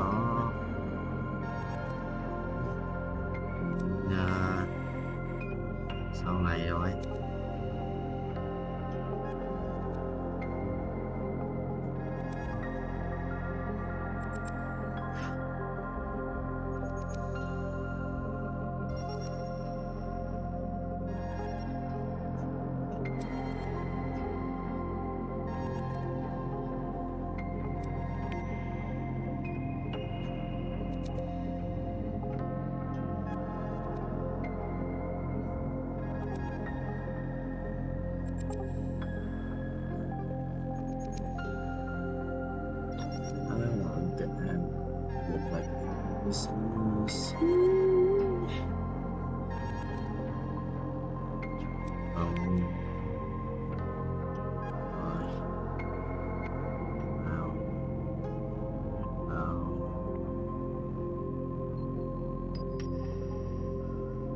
Nhiều bỏ lắm. Thực là dân chơi, thắng à? Mày thắng à? Yes.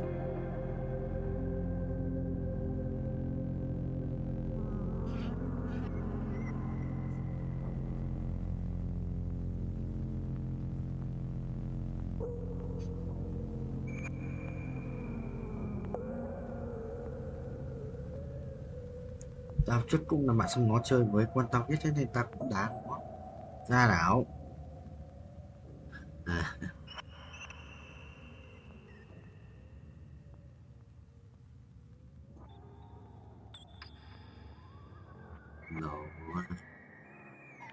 Vợ ác.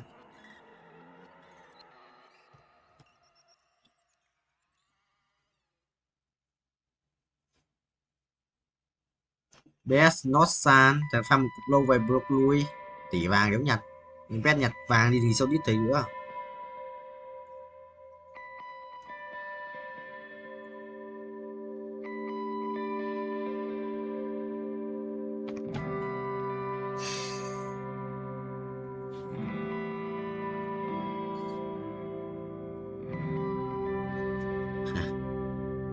Học chung đi trả đến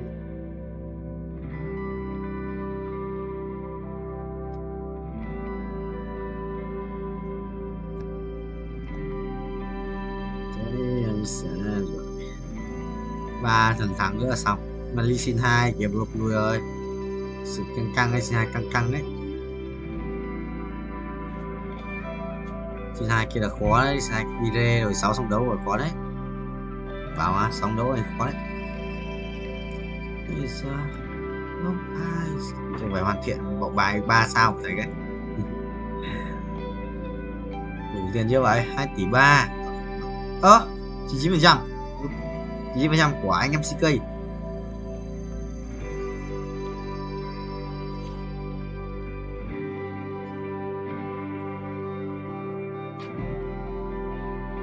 Không có gì sai.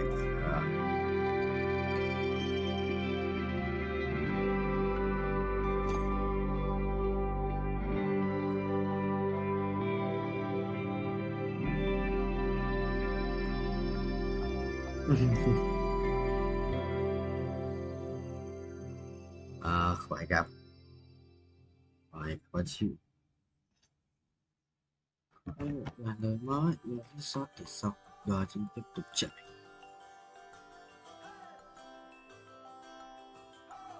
Số gì này? Khỏi sẽ đây lại nhà mất rồi. Đâu, tới đây.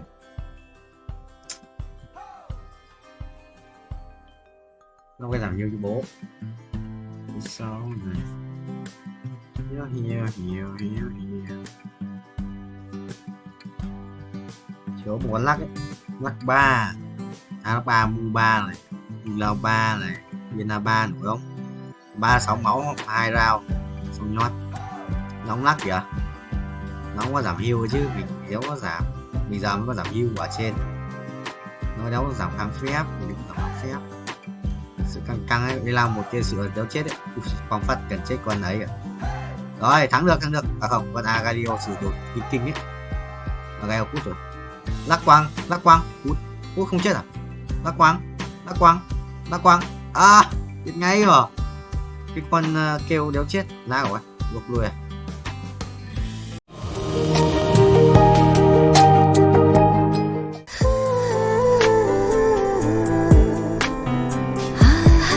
আপনি কিন্তু দেখতে যথেষ্ট সুন্দরী একজন মানুষ, দেখতে বেশ romantic, যেন শেক্সপিয়ারের নাটকের কোনো নায়িকার মতো।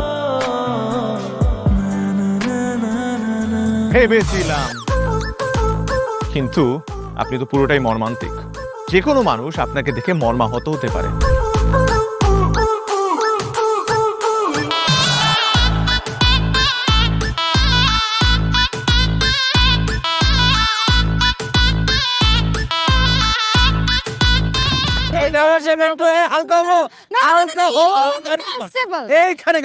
আমার হালকা হতে 1 মাস সময় লেগেছে। আপনার 1 মাস সময় লাগে? আমার হালকা হতে তো 1 মিনিট লাগে।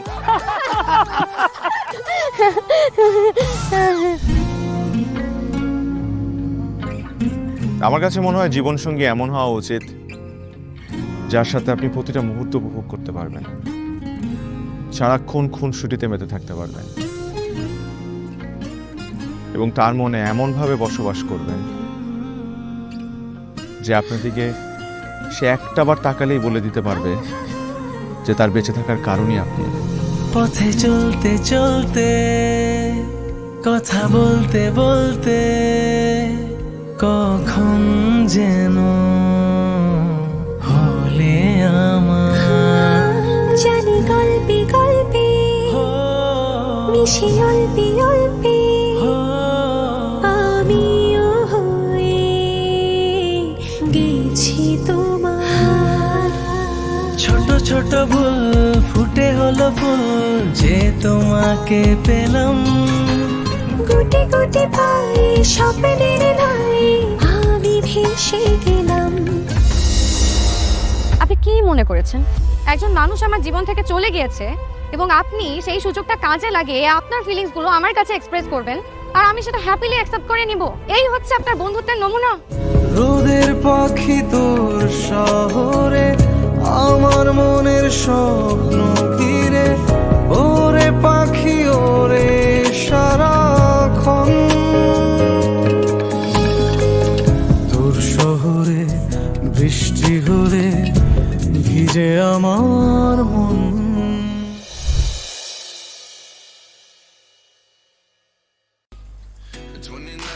Vai pun sa kasi si gai vai oh vai đều bay bay không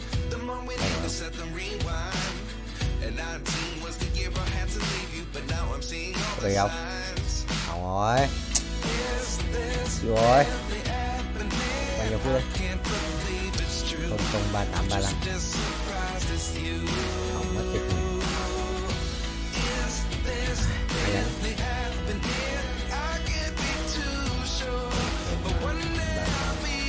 Yes,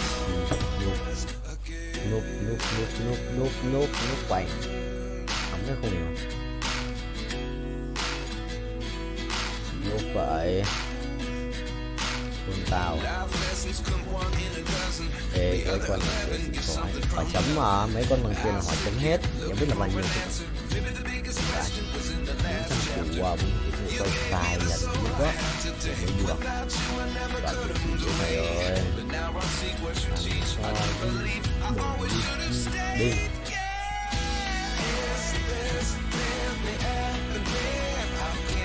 như vậy đây ngủ đắp làm sao vậy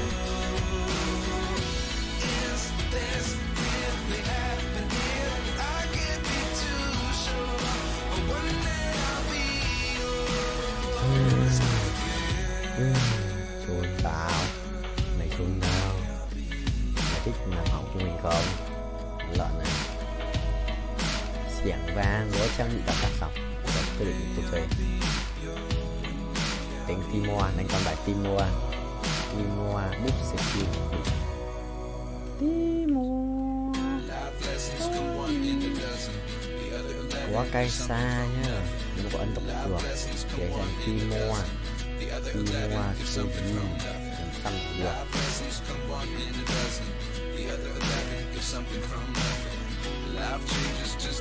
ai à ngon yes rồi ngày chắc tôi sẽ đỡ đau rồi tay bên tay xa đỡ đau hai là đau ba là đau nữa ba là đau hai cái lực vẫn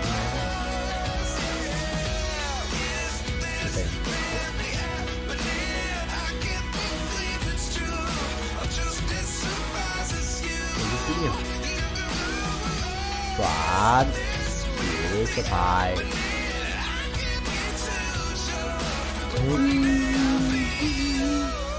chia gai nước này phải để cho tự bay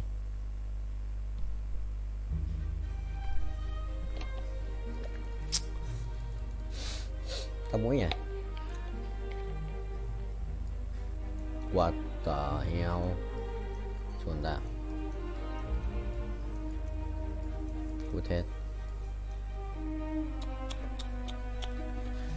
Có lẽ nào em vội quên đi và có lẽ nào 500 củ ấy 614 củ à, thế mình kiếm 100 củ nữa sự là có nổi không? Ôi à không rồi, anh đã ấn vội rồi. Có lẽ 62 triệu này. 62 triệu rồi. Cũng một lần quay được gần 100 củ ấy. 100 củ không? Mình quay được 400 lap mà được. 400 lap phải được 100 củ.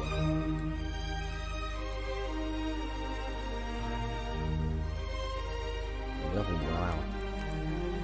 Vương miện định mệnh. Rồi xong, biết đánh mày gì rồi? Đánh mày gì rồi, biết đánh mày gì rồi? Tôi nhặt bài á.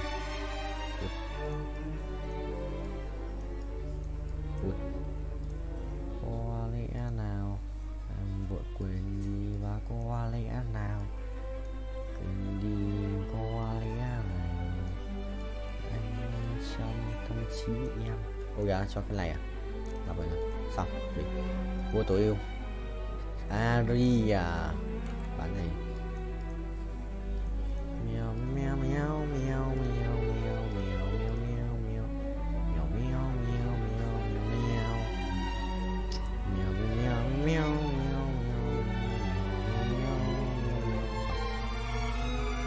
này mà phải đét không đẹp. 598 củ chưa đủ, chưa phải là tất cả. Mấy thằng ấy ra quát lipet ở cái map 2 này xử có đéo đi trốn. Có pet yếu như lợn. Anh khinh yes khinh beat ITCS big ai à Torres xì đây là sao Torres xì ra Torres rồi xì guys xì cút xì ra Torres à chưa ok lần nào cũng phải lắp cái danh nga sol. Big IC Basikia.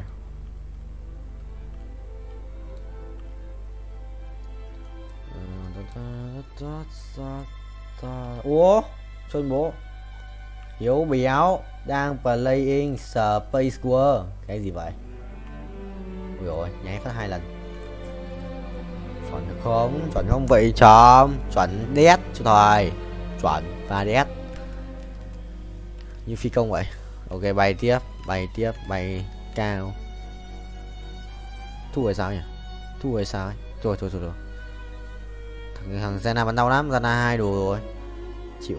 Zena Sojin mấy cả cuồng đau đấy hiểu. Vội vậy chồng 6.8 à vậy.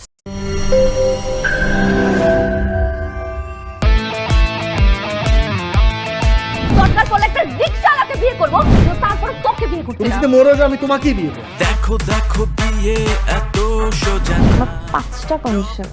কয়টা? 5টা। আমি JD Safayet রমরাজন sir এটা তো voter ID card sir.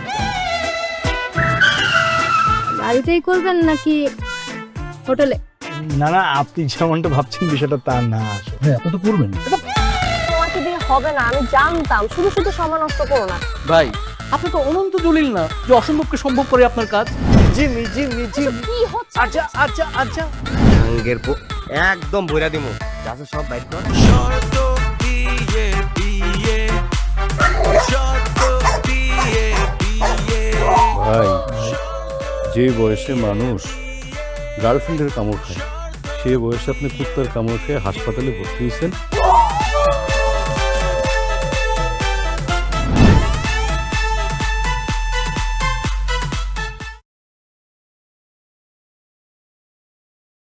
Biết nhau.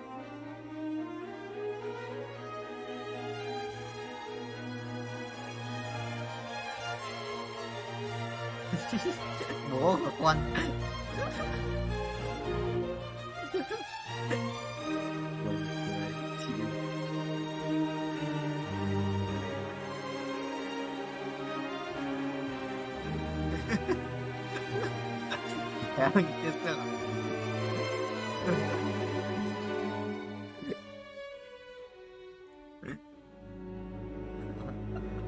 Dịch cơ mà không tao quay về phòng. Suy game cuồng đao Sojin à? Thôi đánh điểm bài dân nào phát nhỉ? Dân nào của tao đâu? Bắn dân nào vậy? Ô, dân nào nhỉ?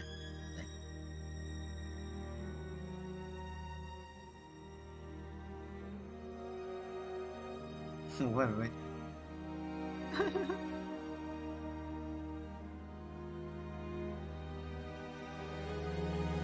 Nhiều cực à? Nhiều cực.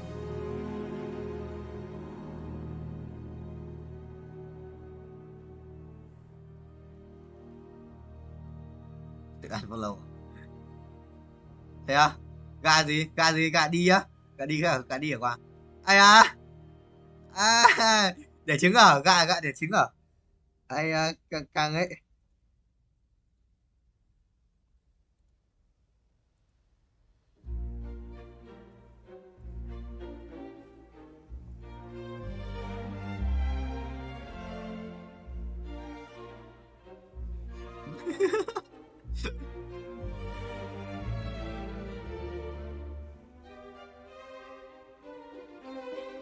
Mắm sông. Ôi bố.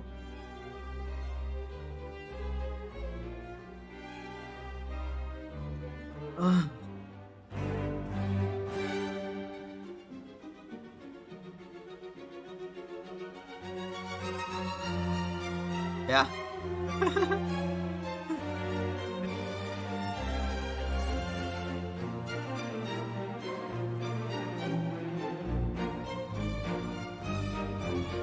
Hết ông xa rồi, giờ hết ông xa rồi. Giờ không khác rồi, không khác.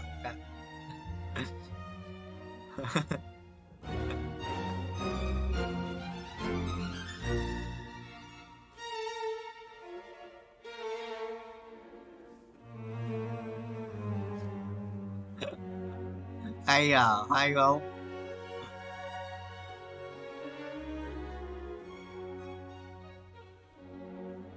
Hắc quy châm anh.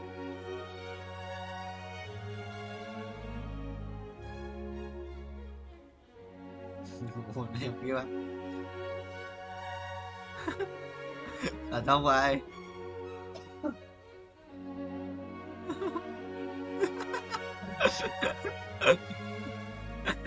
Thua.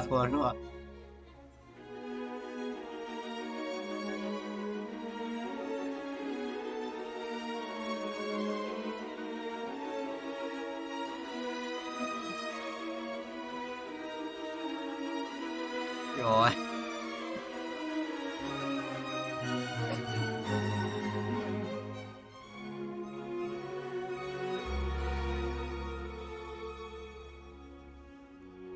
Phải.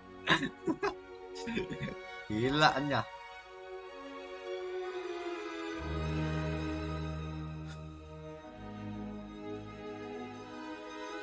Ôi, hay quá.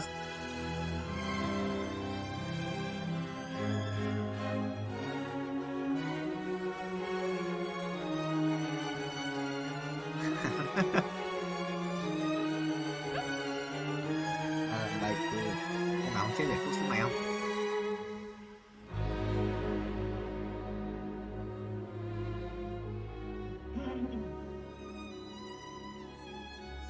Đâu còn cái cất gì ngu. Thấy đéo vậy? Ô ngon thôi kìa.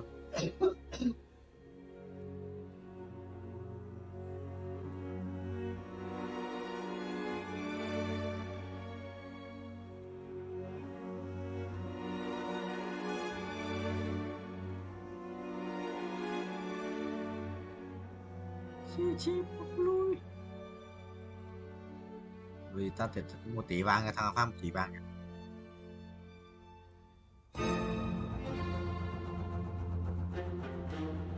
Nhiều em đi.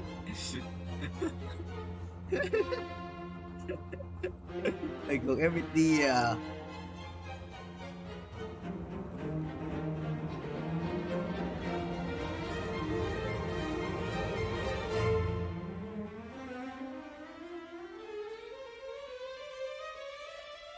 No.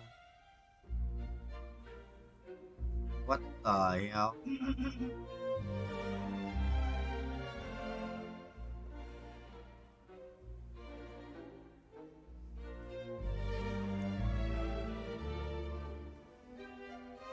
Thằng mày nói gì với tao ấy? Chào đơn trà. Hảo thì xấu đâu à? Thích xấu không? Thích xấu không?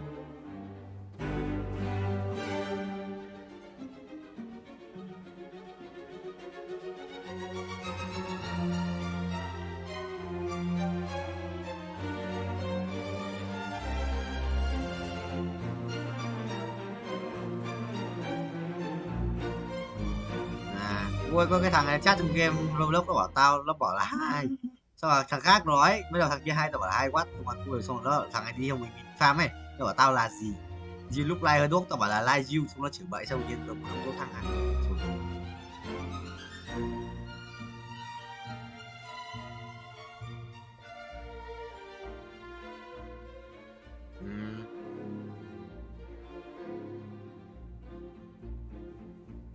Mà con Huyền thi Huyền học liên kết quốc tế một broccoli ơi. Liên kết quốc tế mà.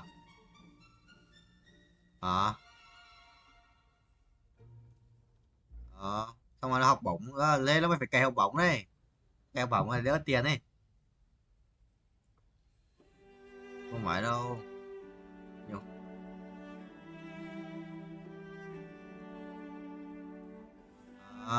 Không phải em ơi, cũng có nhiều chuyện đấy. Thôi kệ Hoàng Dũng đi, kệ Hoàng Dũng đi. Coi có tập đoàn đúng không? Anh thực sự là nhà sử dụng Huyền cũng nhiều chuyện, một chút nhiều vấn đề đấy. Anh biết mà, anh biết nhiều hơn Cường ấy. Không em ơi. Mai anh kể, thôi bao giờ sang em anh kể nhá, bye bye broccoli.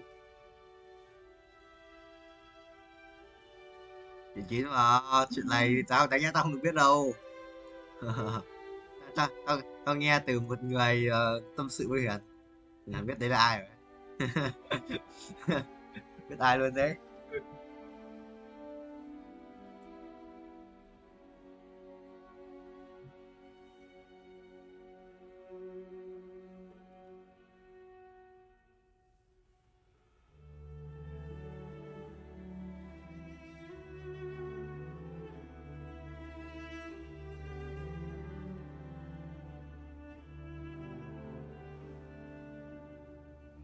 Ôi hỏng thận đấy. Mọi người, no condom sẽ đi ấy, sự GG 10 vợ tỷ con.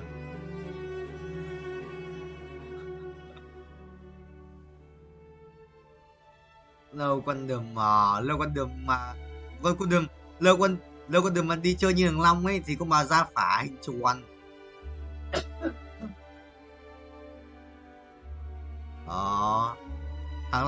Thằng Long tí thì chơi em họ. Đéo biết đấy là em họ, thấy họ giống nhau, xong rồi về mới check lại, xong rồi biết là em họ. Chua nhớ chịu được. Bạn Cường. Bạn đại học Cường mà.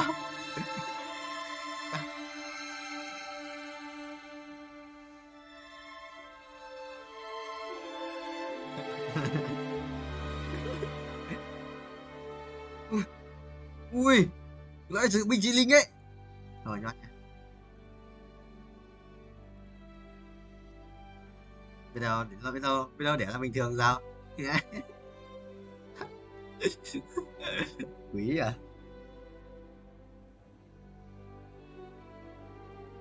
Đây, sẽ đọc cho em dấu hiệu của bệnh bạch hầu nhé. 1. Giả mạc hai bên thành họng, có màu trắng ngà, xám đen, dai dính, dễ chảy máu, đau họng khàn giọng, sưng hạch bạch, huyết ở cổ, khó thở hoặc thở thanh, chảy nước mũi, sốt và ớn lạnh.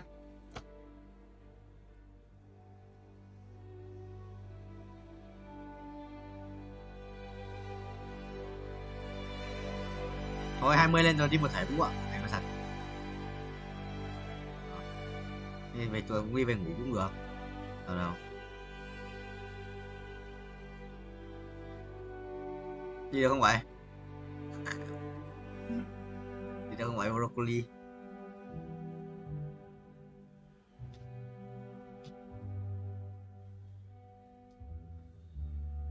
Nanh à? Nanh nó cũng nào?